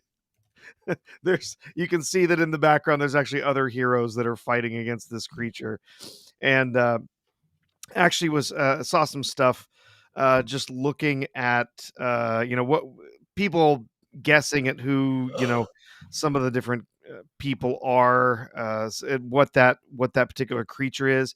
It- they've talked about how he's based the books on a few sort of major different stories that have been told with Superman, including Superman for All Seasons and All Star Superman. In All Star Superman, there's a creature looks kind of similar to that thing in the background, who is essentially a uh, what is he called? The Tyrant Sun or something like that. Anyway, he's basically like a tiny rogue star that's a red star. So Superman can't actually fight him without aid because he's a red sun and takes all of Superman's powers away. So I guess that would make sense why he's not out there fighting that creature. It's along with the rest of whoever the Justice League International or whoever, because he actually can't. So I don't know. It's all of it's guesswork at this point. I'm still cautiously optimistic about this. I do want it to be good. I like most of James Gunn's stuff. It's definitely gone downhill from from Guardians of the Galaxy. That really was uh, his best work, I think. But every following movie has gone down. you know, so I don't know. I like in the whole Guardians of the Galaxy being his best. He's a one-trick pony. I think he got the parts all working right, the chemistry right, and because of the I guess the part of the Marvel universe he took advantage of, it worked to his strengths, but he's just been copying the same formula in everything he's done ever since. Like the Suicide Squad, I felt again, it was just, oh, it's Guardians of the Galaxy but with DC characters. It Same kind of with was. yeah, Yeah. same with like the what was the John Cena show? Oh, What does it start with a the P? oh, You I you can't know the remember. I know superhero what you're one. talking about, but yeah, I can't Yeah. remember the name of it. Like I watched Um, the first 4 episodes of that and I was just like, "Oh, it's just typical gun humor with typical gun setups and a little bit of progressive ideology sprinkled in there." Like there was not Peacemaker. that's it. Yeah. Yeah. So it's just he just keeps feeding me the same thing. So it's just like, oh, how do I know that you're not just oh, it's all the stuff that a Superman fan would want to see, but it's just the same formula once again. That's all. Yeah. I did not love Suicide Squad. It was there were parts of it that were charming. There were some parts that I thought were cast really well, and the characters were clearly having fun in it. But for the most part, it was just yeah, it felt like it was just another Guardians of the Galaxy. Mhm, mhm. I'm gonna find these quirky characters, and they're gonna have quippy lines, and they're gonna fight a big bad guy and defeat him somehow. You know, through some BS. They're gonna manage to defeat him. I don't know. It's It's nothing new. So it's just yeah, interest is pretty low personally. yeah. But more to you if you're interested in it. Yeah. I hope you enjoy it. I'm not dying to see it. Again, I just I would like for it to be. I would like to have an enjoyable, a good comic book movie again. They've been so bad for the most part for the past 5 years. Just about anything that comes out has just been Mhm. miserable. We got the Spider-Man No Way Home, which Yep. was relatively good. Uh, I had my problems with it, but I enjoyed having the previous actors who played Spider-Man. I enjoy them coming back and the dynamic and everything that we had there. Seeing some of the older villains, I thought overall the story itself was not the best, but it did have some very enjoyable parts to it, some very good stuff, and I enjoyed that one.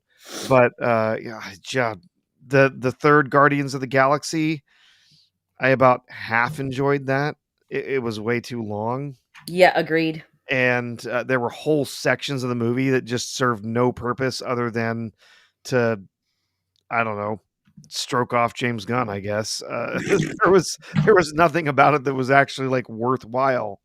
There was the whole side quest with the get the doctor's records or whatever, where you have Nathan Fillion in there in his big like Are puffy you talking weird about Guardians 3? suit. Yeah. Just talking about like there's just not been any good.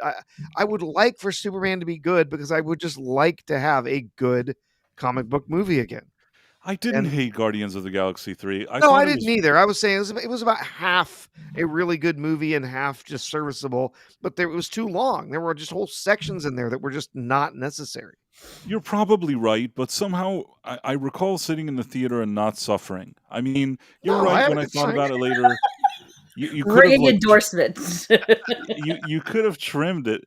I mean, hey, these days almost every movie I sit in, I get annoyed if something at least is rather pleasant and I can watch it. It's so positive. um, I think I'm going to dip out because I am really starting to struggle to keep my eyes open. No, it's okay. We're happy. We're happy that this time we were able to personally, put you to sleep. Oh, Like yeah, that's true, yeah. in your own presence, do it like live. I have to go, like, shower still. I haven't taken a shower yet, so Ah, I see. I'll have you guys on in the background. There you go. We'll take a shower with you. They Sure, sure. Yeah. Why Yeah. not? Why Yeah. not? Yeah. Also, Adam Gray is fucking exposing himself in the chat right now. Uh,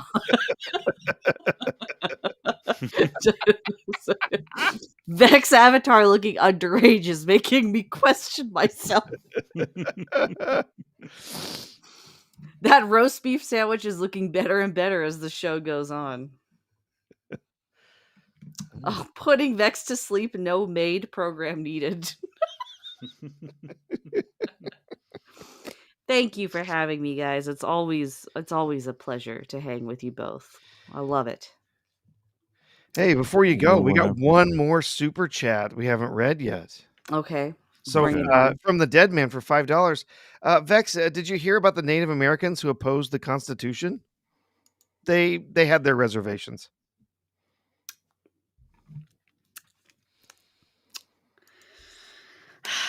You're just scalping by with that joke. I think that we. Oh,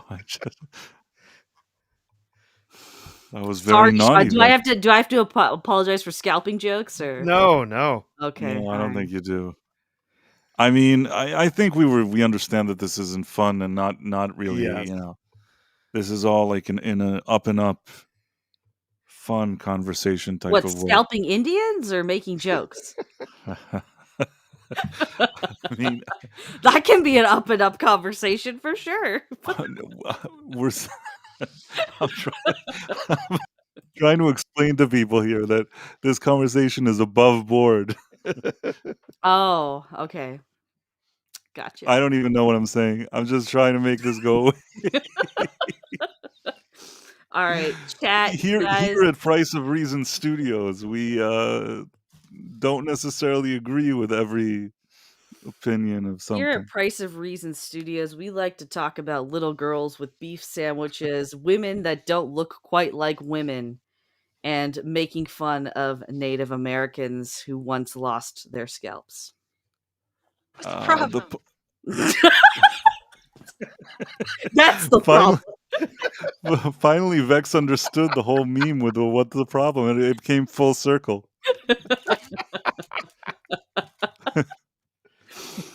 All right, thank you again, chat. You guys are awesome. It was nice to Yeah, see you here, Vex. if you ever do a night owl in the morning owl, that would be nice, but it will be a while till I show up back here, unfortunately. What Yeah. time do you wake up every day? I usually wake up between 8 and 9. And those are hours 8 and 9 Eastern time? Yeah, And those are hours that you're, like, up and running? pretty much. Yeah, that's why my Sunday stream is at 10 AM. I see. Just also because, like, I can avoid the overlap with literally everyone else because everyone streams at the same time now these days. It does tend to happen a lot. Yeah, so 10 AM Sunday, nobody is streaming. Nobody. Oh, so you really it's like a monopoly you have on that I've got hour. a monopoly on Sunday mornings right now, yeah. But yeah, you guys should, pop in. I think this Sunday, all of the super chats are going towards Jacob. So, we'll see what happens. We'll see what happens. Anyways, I'm going to bed. Thank you again. This was fun. Alright. We Good should night, do it Vex. again. We should do it again. You're always invited. It's just Yeah. usually you're sleeping, but when you're Yeah, not, usually. we'd love to see you. Yeah, I'd love to make more pedophile jokes next time I'm on. PDF files. Yes. Mm. And we will have beef curtains waiting and ready for when Okay, you show up. put it on the plate next time. I think that would be more enthralling. All right. Sorry, Sean. Yeah, for Sorry, Sean. everything. All right. Bye, guys. Bye. Bye-bye. Well, now I will Well, the beef sandwich will disappear here. Float its way off. Roast beef sandwich, funny or not funny floating? I can't seem to find. Oh, it's this one. Okay. Now group.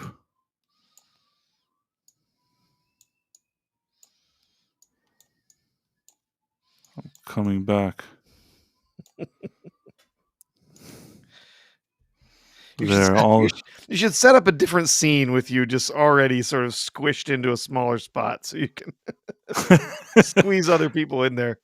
That would probably be a good idea, but it would take away some of the charm of the special VFX experience that you get when you watch The Night Owl.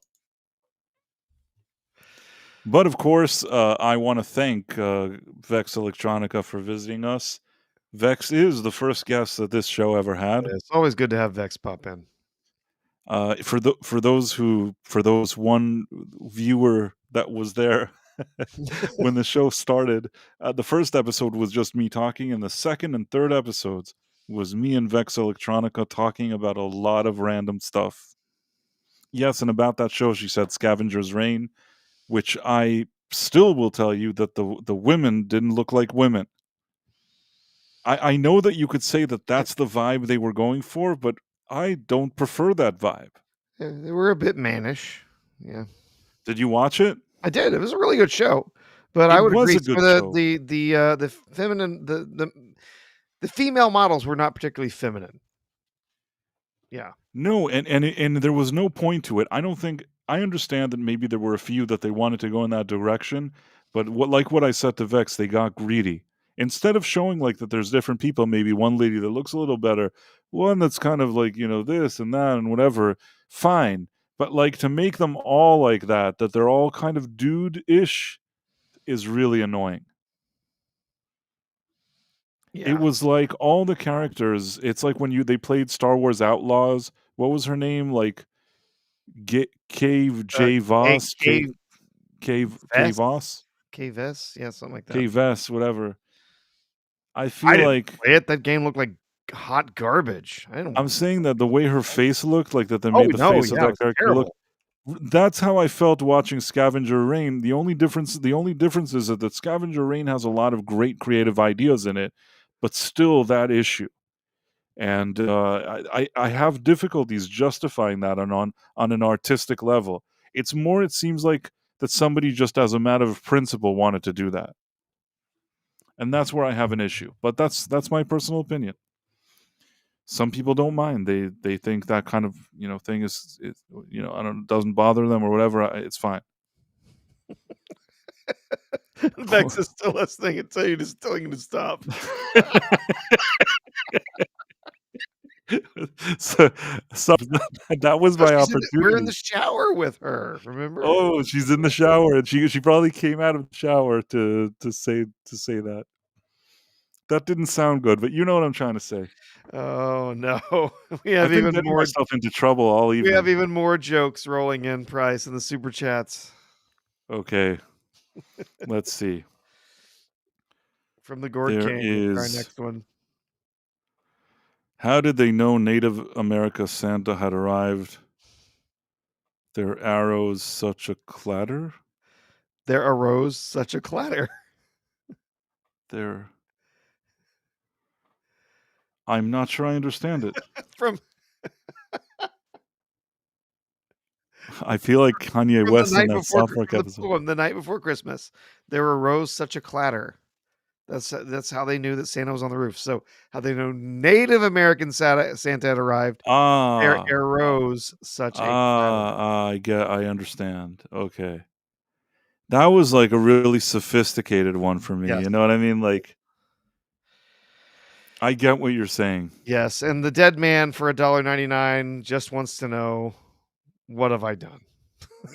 LOL. But and by the way, the Gourd King, I thank you very much for the $5 super chat, and it's nice to see you here. We don't see you here every minute, but when we do, it's a special occasion. The dead man, $5. That we already got that one. Was there another one? There was a cow ones, the reservation ones. Yes. Why did everybody remember Native Americans today? I don't know. It's like, let's talk about talking about Native American jokes. I don't know. Vex Electronica says she's brushing her teeth.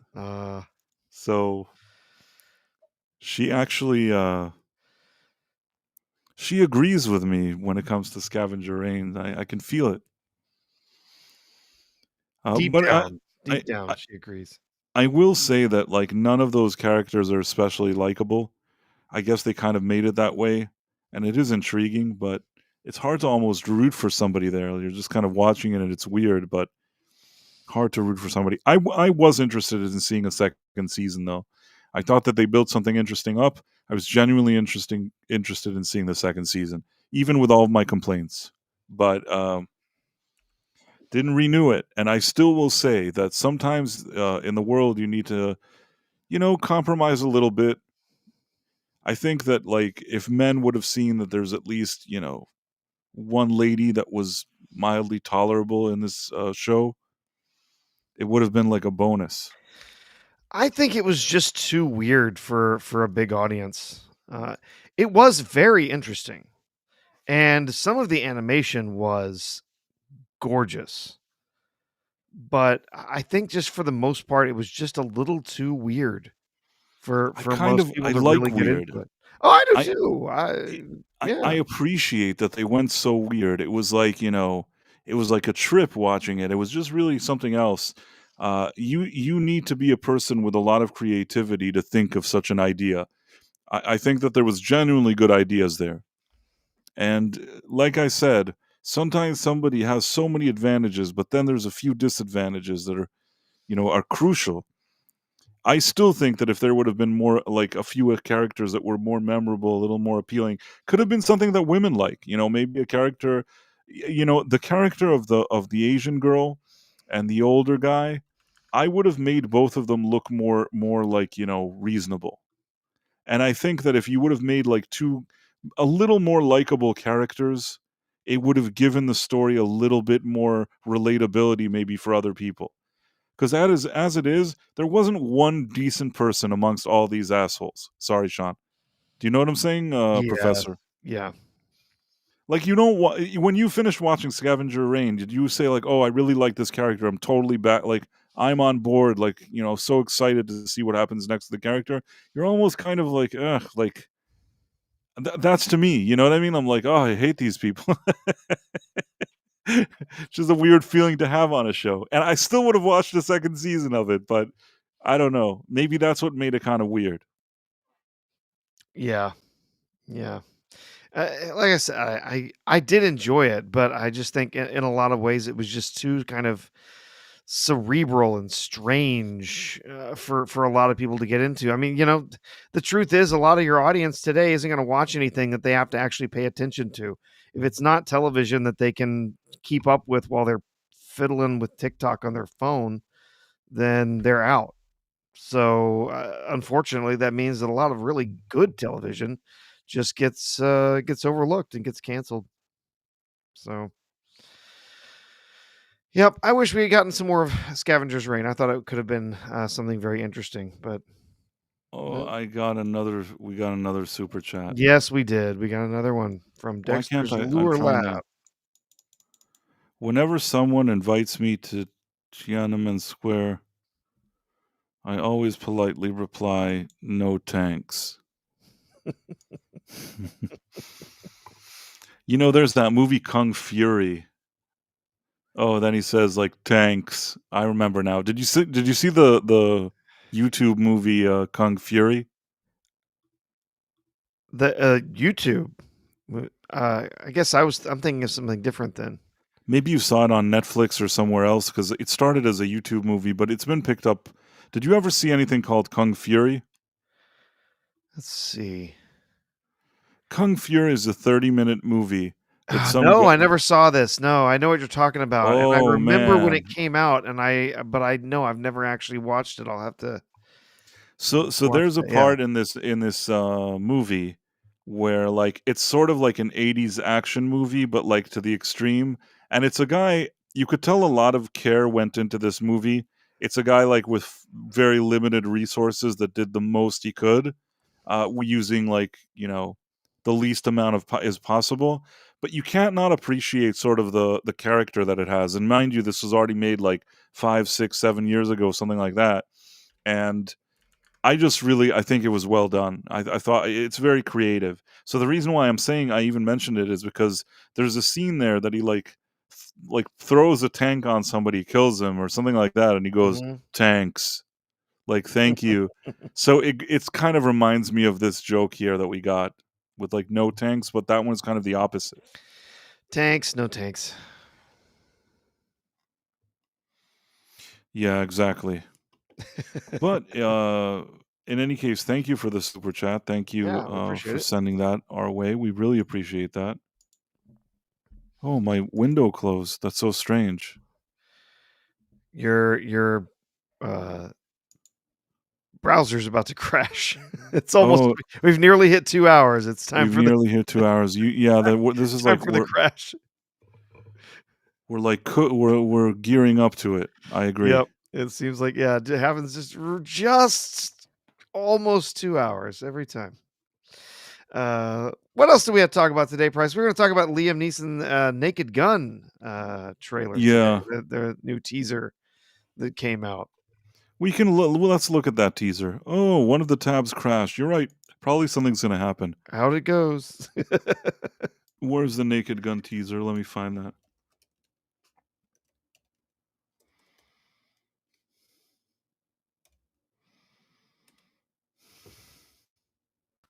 I just preemptively reset since I'm sure you're going to get dumped any second now. So yeah, the teaser for that teaser trailer for the Liam Neeson led Naked Gun movie. I guess a lot of people were thinking this was going to be a reboot, but it's not.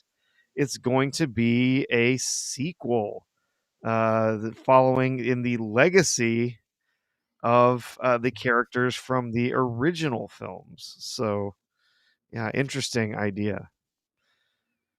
Are we getting the audio from that?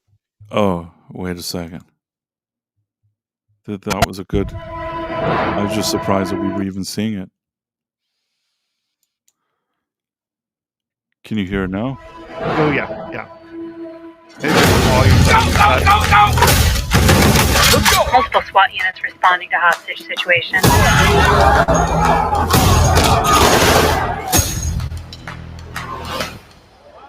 Hey, little girl, stop! What do you want, little one? Your ass. Who are you? Frank Drebin, Police Squad. The new version. Hi, Daddy. It's me, Frank Jr. Love you. Hey, Dad. Boy, do I miss you.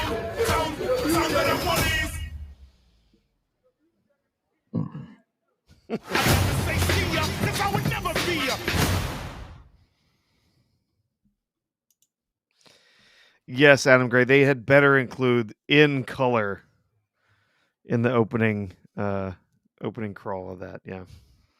I mean, it could have looked worse than what it did. Yes. It could have looked worse, relatively speaking, compared to like my worst fears. This trailer doesn't seem terrible, but at the same time, don't know what to tell you. Like it's a. If before I was like 90% sure it would be bad, now I'm like 60 or 70% sure. Like I'm giving it a bit more of a chance. I'll give it 50% just to be polite.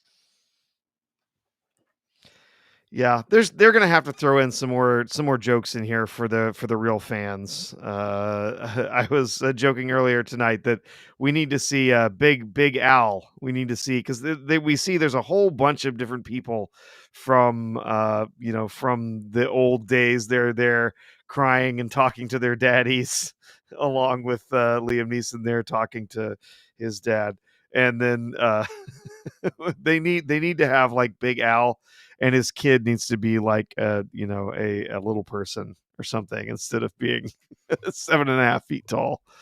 That could work. I think that would be really funny. But and then he walks around and you never see anything but like his nose up, right? Like you never see it because that was always the joke with Big Al was you never saw anything above his shoulders. He was Right. always completely chopped out of the frame.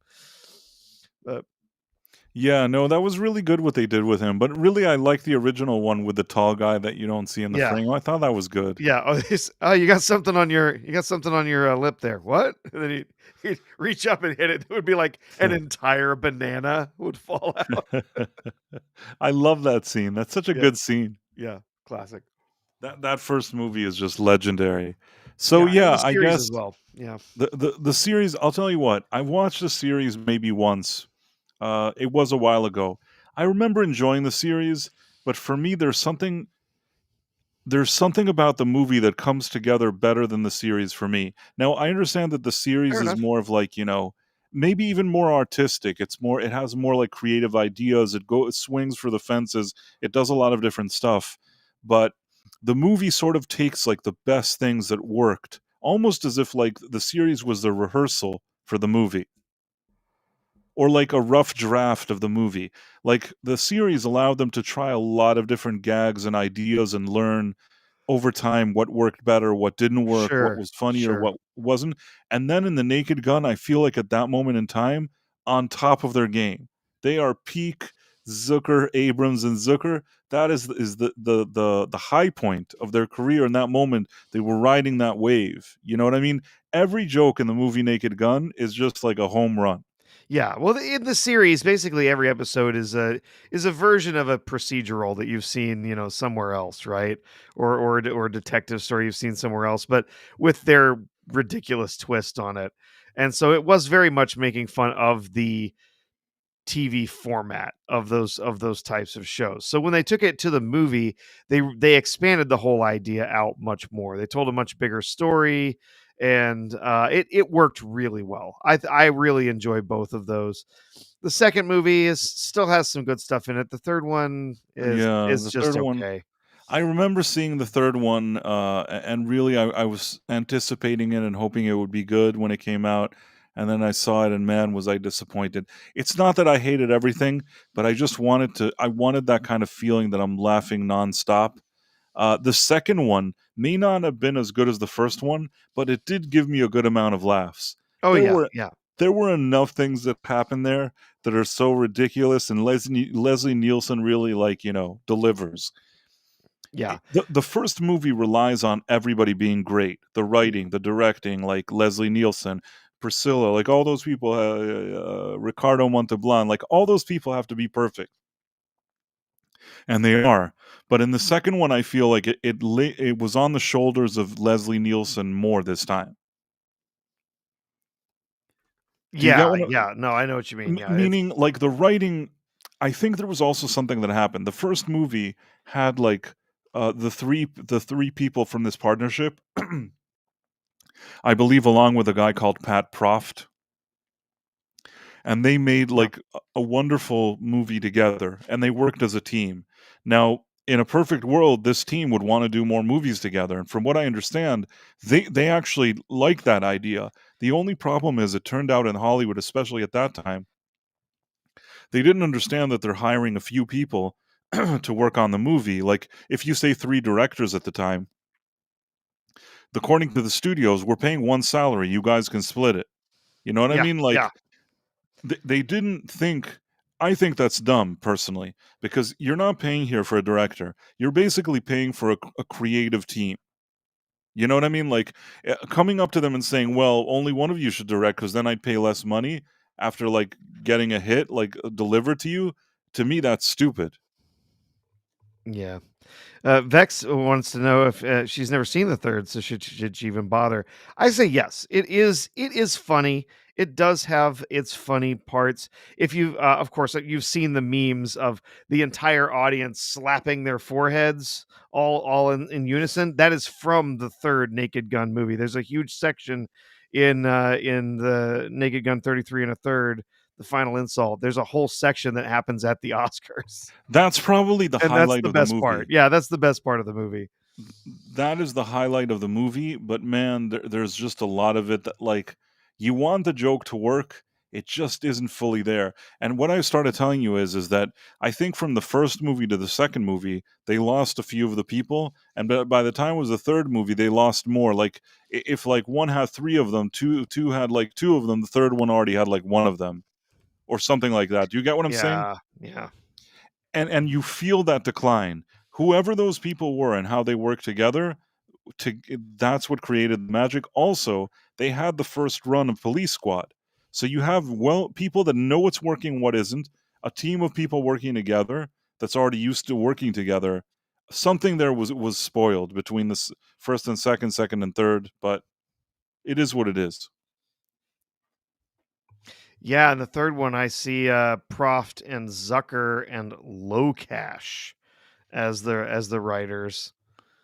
I don't know even who Locash is. I think Yeah, that Proft and Zucker were still like good, but they needed the other Zucker and Abrams. yeah. The second one was still Abrams, Zucker, and Zucker in the second one. But who directed it? Let's see, director for the second one.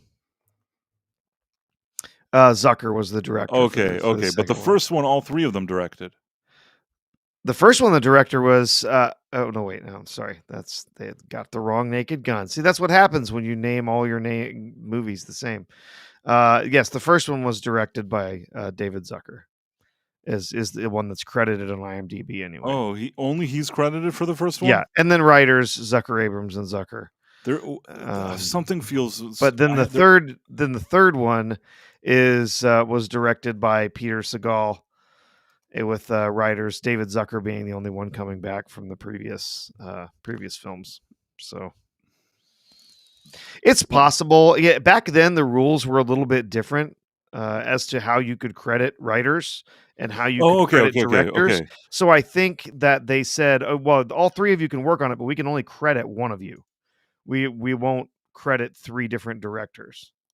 So Okay. they probably, if there was only one salary paid, they only credited one writer. I'm going to solve all of this. Are you with me? Yeah. So first of all, you have The Naked Gun. That's the first movie. And you have directed by David Zucker. I understand they wouldn't give them three, but look at who wrote it. Zucker, Abrams, Zucker, and Pat Proft. That is like the four people you want working on your script. David Zucker directing. David Zucker directing, also good. That's what you want. Let's look at what the second one was. The second one, you got the director, David Zucker, which is good, but written by one Zucker and Pat Proft. So two people from the writing team dipped out for the second movie. Mm. So that's why the first movie is automatically, I think, better than the second one. Yeah. See, it shows all three of them on IMDb, but yeah. Maybe because of the characters, they still get like a story credit or a something credit. But Yeah. I suspect that the screenplay itself was probably written by the two of them. Yeah. We can look into it. I don't know. That's what no. it says. Yeah. If you look at the extended version of the credits here, it says writing credits, and it gives Abrams, Zucker, and Zucker for being the creators of Police Squad. But then it just credits Zucker and Proft as written. That's what I thought. That's what I thought. It seemed like I was foolish, but at the end, I kind of rebounded. Proven correct. Yes, I ended up bouncing back there. So then that was the second one. So that's why there's a dip. And they didn't have the Police Squad show that helped them kind of as a rehearsal. And then let's look at the third one. Let's see. Naked Gun 33 and a third. At this point, it's written by Pat Proft, David Zucker, and Robert Locash. We don't even know that is. Nobody else does either, apparently, I guess. Peter Segal. He appears to have been a writer on Basketball, High School High. Hey, I didn't hate Basketball. And then Bad Girls from Valley High. I don't know what all those are, but Basketball I did see, and I know some people didn't like it, but I didn't hate that movie. It's stupid, but I didn't hate it. He also appears to have been a writer on a Naked Gun video game from 2011. I've never heard of this game before. It's possible. But what I do know is that they basically downsized the crew, like downgraded the crew from movie to movie, and that is exactly the result we get. And for me, if I was this studio, just because of the life these movies have, like until this day, if they weren't like stingy and sort of greedy, they would have just thrown a few extra dollars to have the whole team here. I mean, even this one, which was like the quote unquote crappy one, they invested $30 million, got $132 million, and that's before thinking about like DVD, VHSs, and streaming over the years. These movies are very popular, like for streaming. Even the third one will get streams. Sure. Do you get what I'm trying to say? They were stingy at the moment. This one, like the second movie, they have $23 million that they invested and they got $192 million. They're greedy. Mhm. They should have just brought back the other two people, paid them the money. And then let's see this one. This one is Hollywood the first. executives gonna executive, I guess. Look, the first one cost them like a budget of 12 million, which I know in 1980s money it's different than today 12 million. But just so we understand, they invested 12 million and got 152 million. Which again, both of these would have been much higher then. I don't Sure. know, adjusting for inflation, what do you think it would be? Oh gosh. I'd have to go get the inflation calculator. I'm just gonna go out on a limb and say like, at least like 36 million was invested here. But then the money that they would have made would have been more like 450 or something. What year was that? 1988? 88. Yeah, maybe I overdid it. I don't know. Let's see. 12.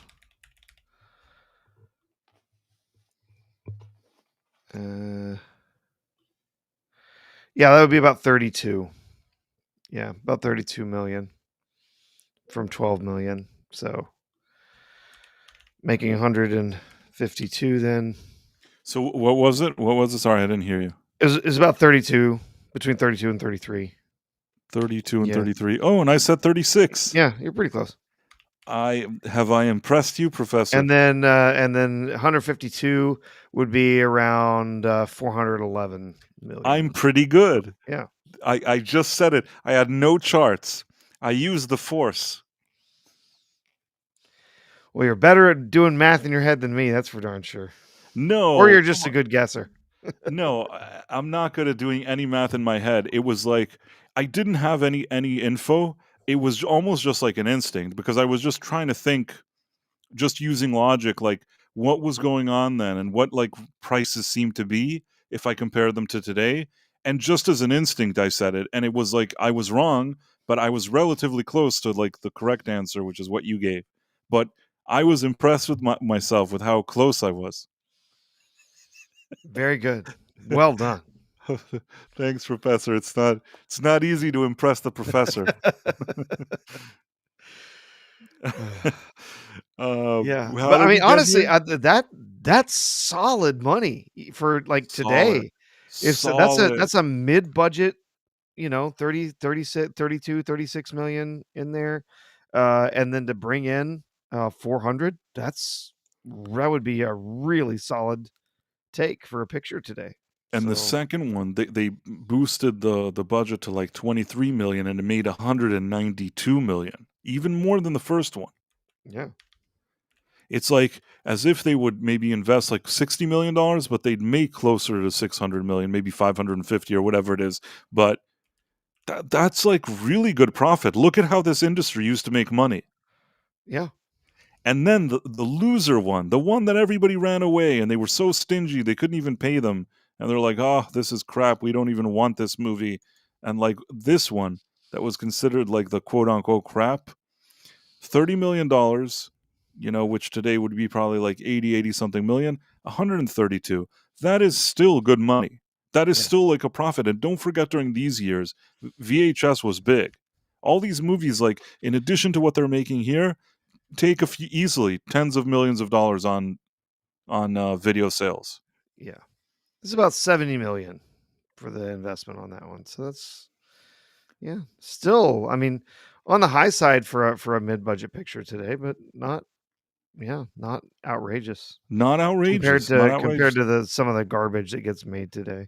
Overall, the amount they invested in this franchise and the movie and the money that it's brought them back, not only then but even until this day, really great. And it highlights what used to be good about Hollywood, that like people were like, hey, this is a cool idea, let's take a chance. Sometimes they were still annoying and they didn't know, like this show that it was on TV and it didn't work.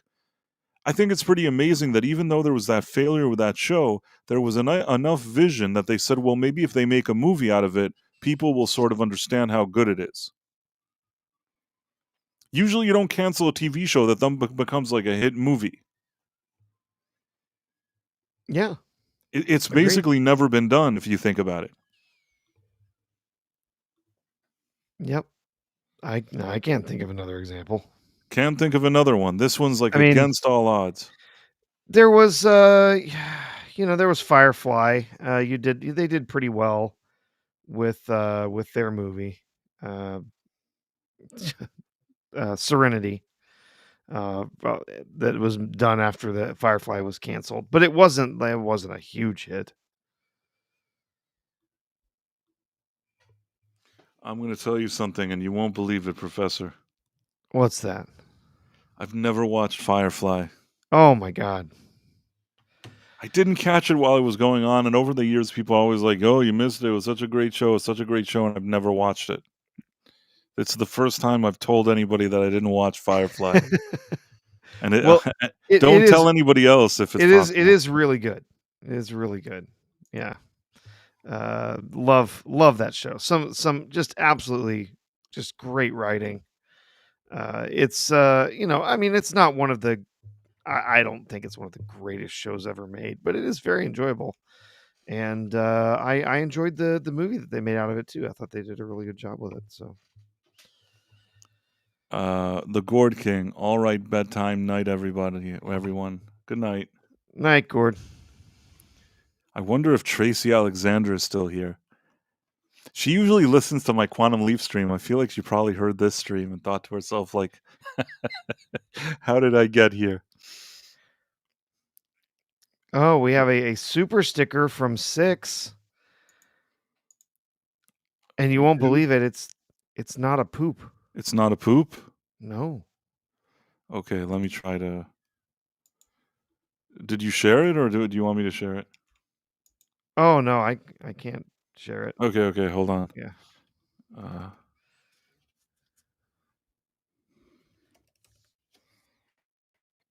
Okay, I'm clicking on this now. Did you share it? Watch Price type in his password. Just kidding. Did it work? I thought I shared it. I see your screen. Oh, okay. Yeah, okay. I did it. Yeah. There you go. Oh, Okay. you went past it. Oh, I think I know what happened. Oh, look at all the sock accounts. Oh no, you saw all my sock accounts. Those are all very legitimate accounts, just so you know. I have only one Oh, actual sock account that I made for the fun of it, and it was all for messing with Clobby. Rest in peace, Clobby. What did you do in it? What was the sock account that you made? During one of the streams, he went off on a tangent talking about Red Dwarf, and was talking about the talkie toaster robot. Have you seen Red Dwarf? I haven't. Okay, so there's a there's a toaster that's in the show. It's it's a sci-fi comedy. There's a toaster that talks to you, and the only thing that it ever talks about is, do you want toast? Can I make you some toast? Oh, you don't want toast, you want waffles, right? It's like it's constantly talking about its whole purpose in existence is to make toast. And so every time it chimes in, and it's something to do with toast. And so this conversation went on for a while, and so I made a sock account called Talkie Toaster and would pop into his chat and mess with him about, do you want any toast? Do you want any toast?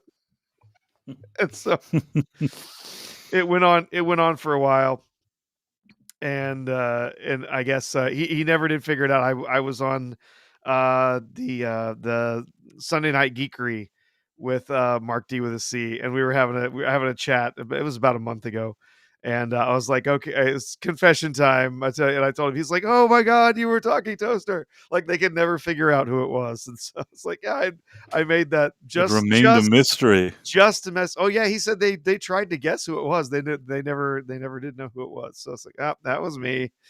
Yep. I was Taki Toaster. I still have the account. I don't really use it for much, but yeah, it's was just to mess with Klobby, just to mess It's with the very monster. unexpected, Professor. I Oh, I didn't see you as a don't do double that much. channeler. Oh, yeah. Well, it's good to know.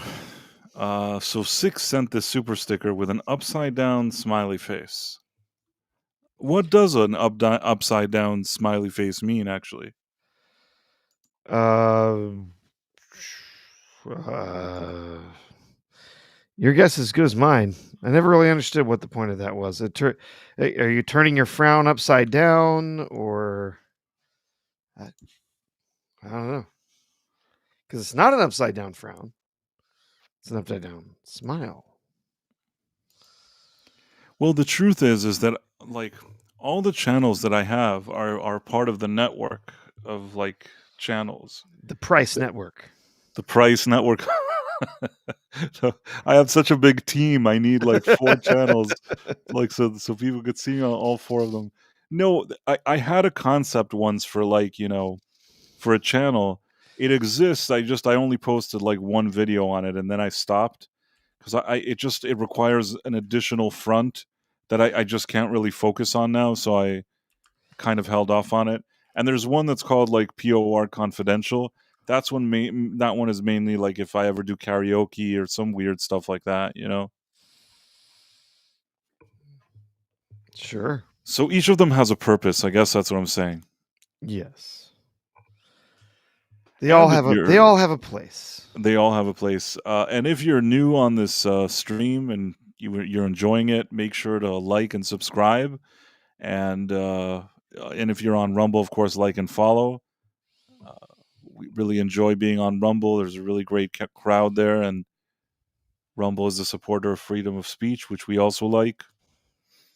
So yeah, if you're not signed up on Rumble yet and you're considering it, you should sign up and then follow us, because that would be cool. Yeah, and Six, thank you for the 99-cent chat. It's nice to know that Six was even listening. Sometimes we have people that listen and they don't say anything, so they're secretly listening. They're like rogue listeners, which is fine. I don't care. Like, it's cool. I wish we had like 1 million rogue like listeners. Just sat around and quietly listened. They probably don't want people to know that they're like listening to a orange puppet talking to a robot. It's a tough thing to explain. Yes. Seems a little odd at first, but then, you just kind of get into it. I guess so. Yes. There was one final thing. Marvel Rivals 2.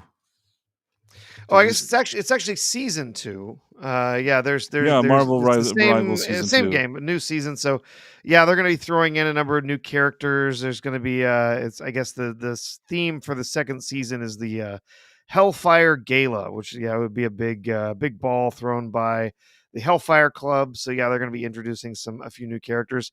I'm not never really gotten into like hero shooters very much, right? But it's definitely a game that's been really doing well for Marvel. People have really been enjoying it, and I think people love it. They enjoy it so much because it has like sort of canonical versions of the characters that are not like dumpy or mantles, right? Like, feminine versions of male characters and stuff. The female characters look like women from the comic books. They actually have hips and shape and breasts. They have attractive feminine features. The men look like men. They look like their characters from the comics. So yeah, I think a lot of people are really enjoying it just because it feels very faithful to the comic books and to the characters that people like, from the series and the comics and the films as well. So yeah, it looks interesting. Was They're there gonna a trailer or something today? There was something that there was happened a today. reveal trailer. If you have it and you can share it, do you know where it is? I think here it is. I can share it. Give me just a second. Whoop, that's not it.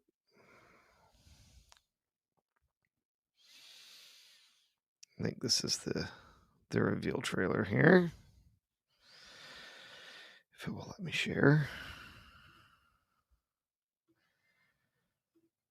Yep, here we go. To all our new guests from across the timelines, I welcome you to the Hellfire Gala.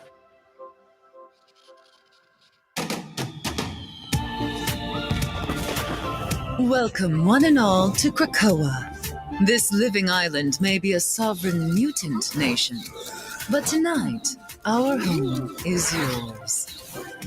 Honored guests, I propose a toast to Krakoa. Here, there are no rivals. Man and mutant will be exterminated. You all belong to history. To me, my X-Men! This is a fight for our survival!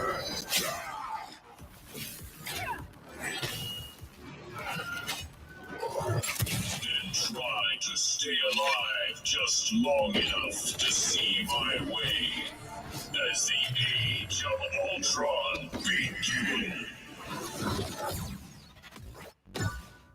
Yeah.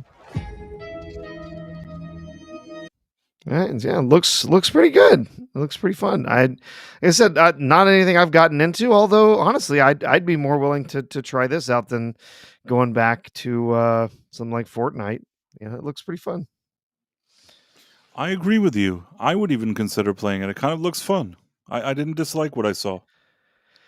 It sounds like there's going to be some new characters introduced. Obviously, there's some stuff to do with Ultron in there, but I don't know if he's necessarily going to be playable.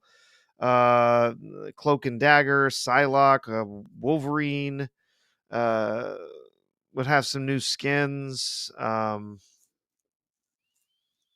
Yeah, a new Captain America, Star Lord, Rocket Raccoon. Yeah, so yeah, looks like fun.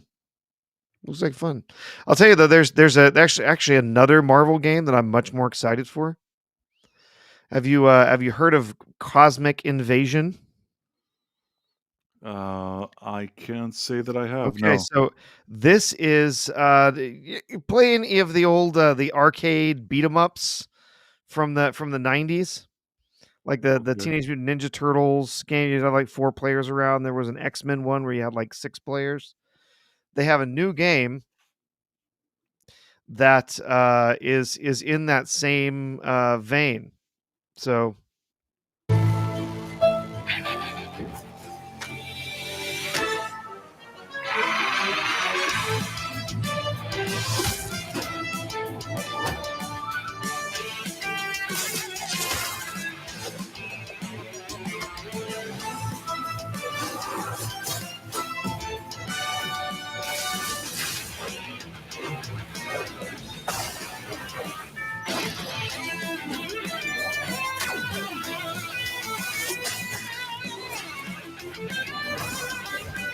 I don't hate this.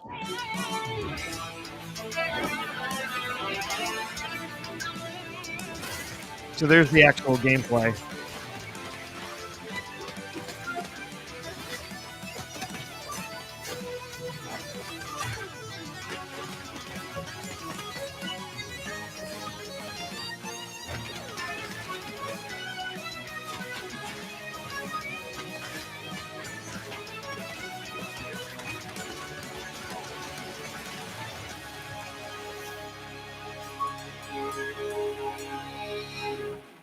Yeah. So I'm excited for that one. I think that looks like that's going to be a lot of fun.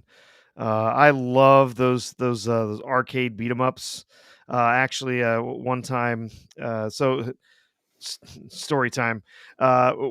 Many years ago, I was visiting a Six Flags over Texas, back when I was in high school, and we happened to be there, and we just got a deluge. There just rain for hours, and so we basically there's no you couldn't do anything, right? You couldn't go on rides.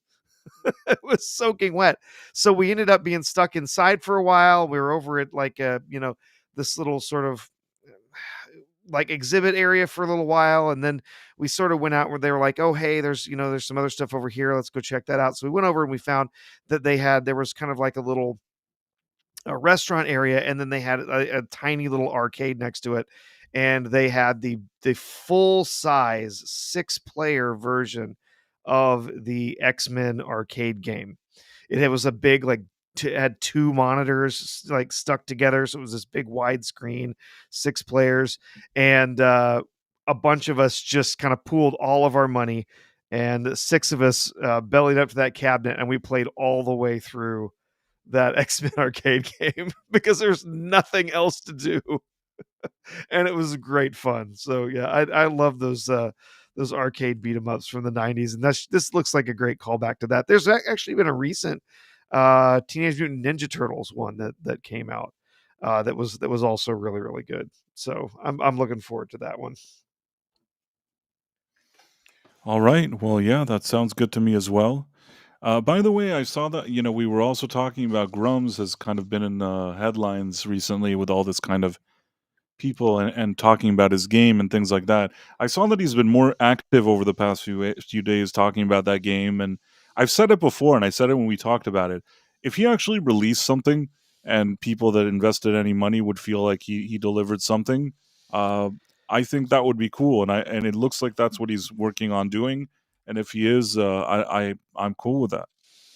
Yeah, yeah. Honestly, at this after this amount of time, it does feel a bit like it's put up or shut up. So, uh, he had something yesterday. He basically said, "I was told by the internet there was no demo for my game," and then he said it's live today for backers and subscribers. So, there's a demo out for his game Ember, and I haven't actually heard anything from any of the people testing. They're playing the demo as to whether it's any good, but it's out there. So yeah,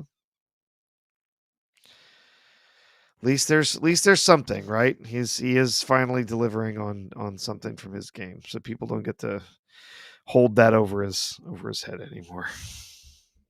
Yeah, I totally agree. Ugh, bunch of my tabs keep crashing. I see. Yeah. Oh, I don't know. Was there anything else, Price, or you think we're about ready to call it for tonight here? No, I think we're good. I think we covered most of the stuff today, and maybe we just say goodbye to everybody. I got kicked out a few times. If you have more Yeah, give me memes, just a second here. Tell some jokes. oh, now I'm on the spot. I think I've never told a joke in my life. I'm like the anti Well, joke. there's like 5 super chat jokes in there. You could read one of those again. They were all they were all considered like somewhat problematic. Even though I was a good sport, of course, about them, but certainly a lot of inappropriate jokes went on here today. But that's what happens on the Night Owl, I guess. People say inappropriate things at a late hour, and people that know us know that our intentions are generally good. We do the best we can. All right, let's see. I think I should have our list here. So it's a little messy, but that's all right. I've been using AI to produce our lists. So You have? yes. How do you do that? I've been copying the chat logs out into a document, and then asking it to peruse the document to identify all the unique usernames that are there. So You're a genius, that's Professor. That's why you're the professor. that's me. That's me, baby. Let's see here. I think I should have just about everybody. Kivo 1961, K Burton 1, Eraserhead 1, Empress NM, Phantom Monk, Rachel Boone, Elizabeth Quince, Pyromancer, Dude Bro Steph 420, Cassis Rumble 29. Let's see here. Who else? Dr. Johann Kraus, PhD. Hope you enjoy all the extra effort I put into your name there, Johann. We also had a Racerhead, and of course, we had Adam Gray both modding for us over on YouTube. We appreciate that. Gooch popped in for a minute, so we saw Gooch. Tim Hayes, Caleb Levine, Dexter's Lure Lab, Jamalama, Barbara Lawrence, Istophobos, Ace Hanlon, Drew Gordon, The Dead Man, Vex Electronica, of course, joined us this evening. Ted Harrington, FKHC 2005, Joshua Calkins, Jonathan Conroy, Abe, aka Highboy, Zun RJ 5, Doc Fortune, Tracy Alexander, Captain Fandom Nerd, Murrockstro, Yitis, Marla Sharondoff, The Gourd King, Argentum, Badfoot, Xavier Pierce, Geek Archivists, Robnod Scoobla, and This Is My Name. So I think I got just about everybody there. All of those sound familiar, but if we missed anybody, if you see anybody that I missed, Price, you can shout them out, but I think I got just about everybody in there. I think you did. I think you did a good job. Yeah. Oh, we got one more. Oh, no, wait. No, I thought we had a super chat. I scrolled through my thing there and saw a previous super chat. We appreciate all the support tonight, by the way. Thanks for thanks for the super chats. Murrockstro, the Dead Man, Phobos, the Gourd King, and Dexter's Lure Lab, as well as the sticker from Six. We appreciate all of that tonight. And one more time, I'll mention you might have seen the link to the GoFundMe for Jacob Ironsides. If somebody's still around and wants to put that in the chat again, appreciate it. Fellow YouTuber, nice guy, and he's having a rough time, and stuff totally outside of his control, and he needs a little bit of help. So if you've got some extra cash on you, want to throw him some money to kind of help out his situation, it would be really kind of you, and we'd appreciate it. Anything else, Bryce? No, that's it. I think everything is good, and on this very pleasant night, I want to thank everybody for hanging out with us. I want to thank Vex Electronica for joining us and being here. That was great as well. Pleasure as always, Professor, and everybody in the chat. And I think this is a good time to be on our way. All right. Well, good night, everybody. Have a Good wonderful night. weekend. We'll see you next week on the 9L. Bye.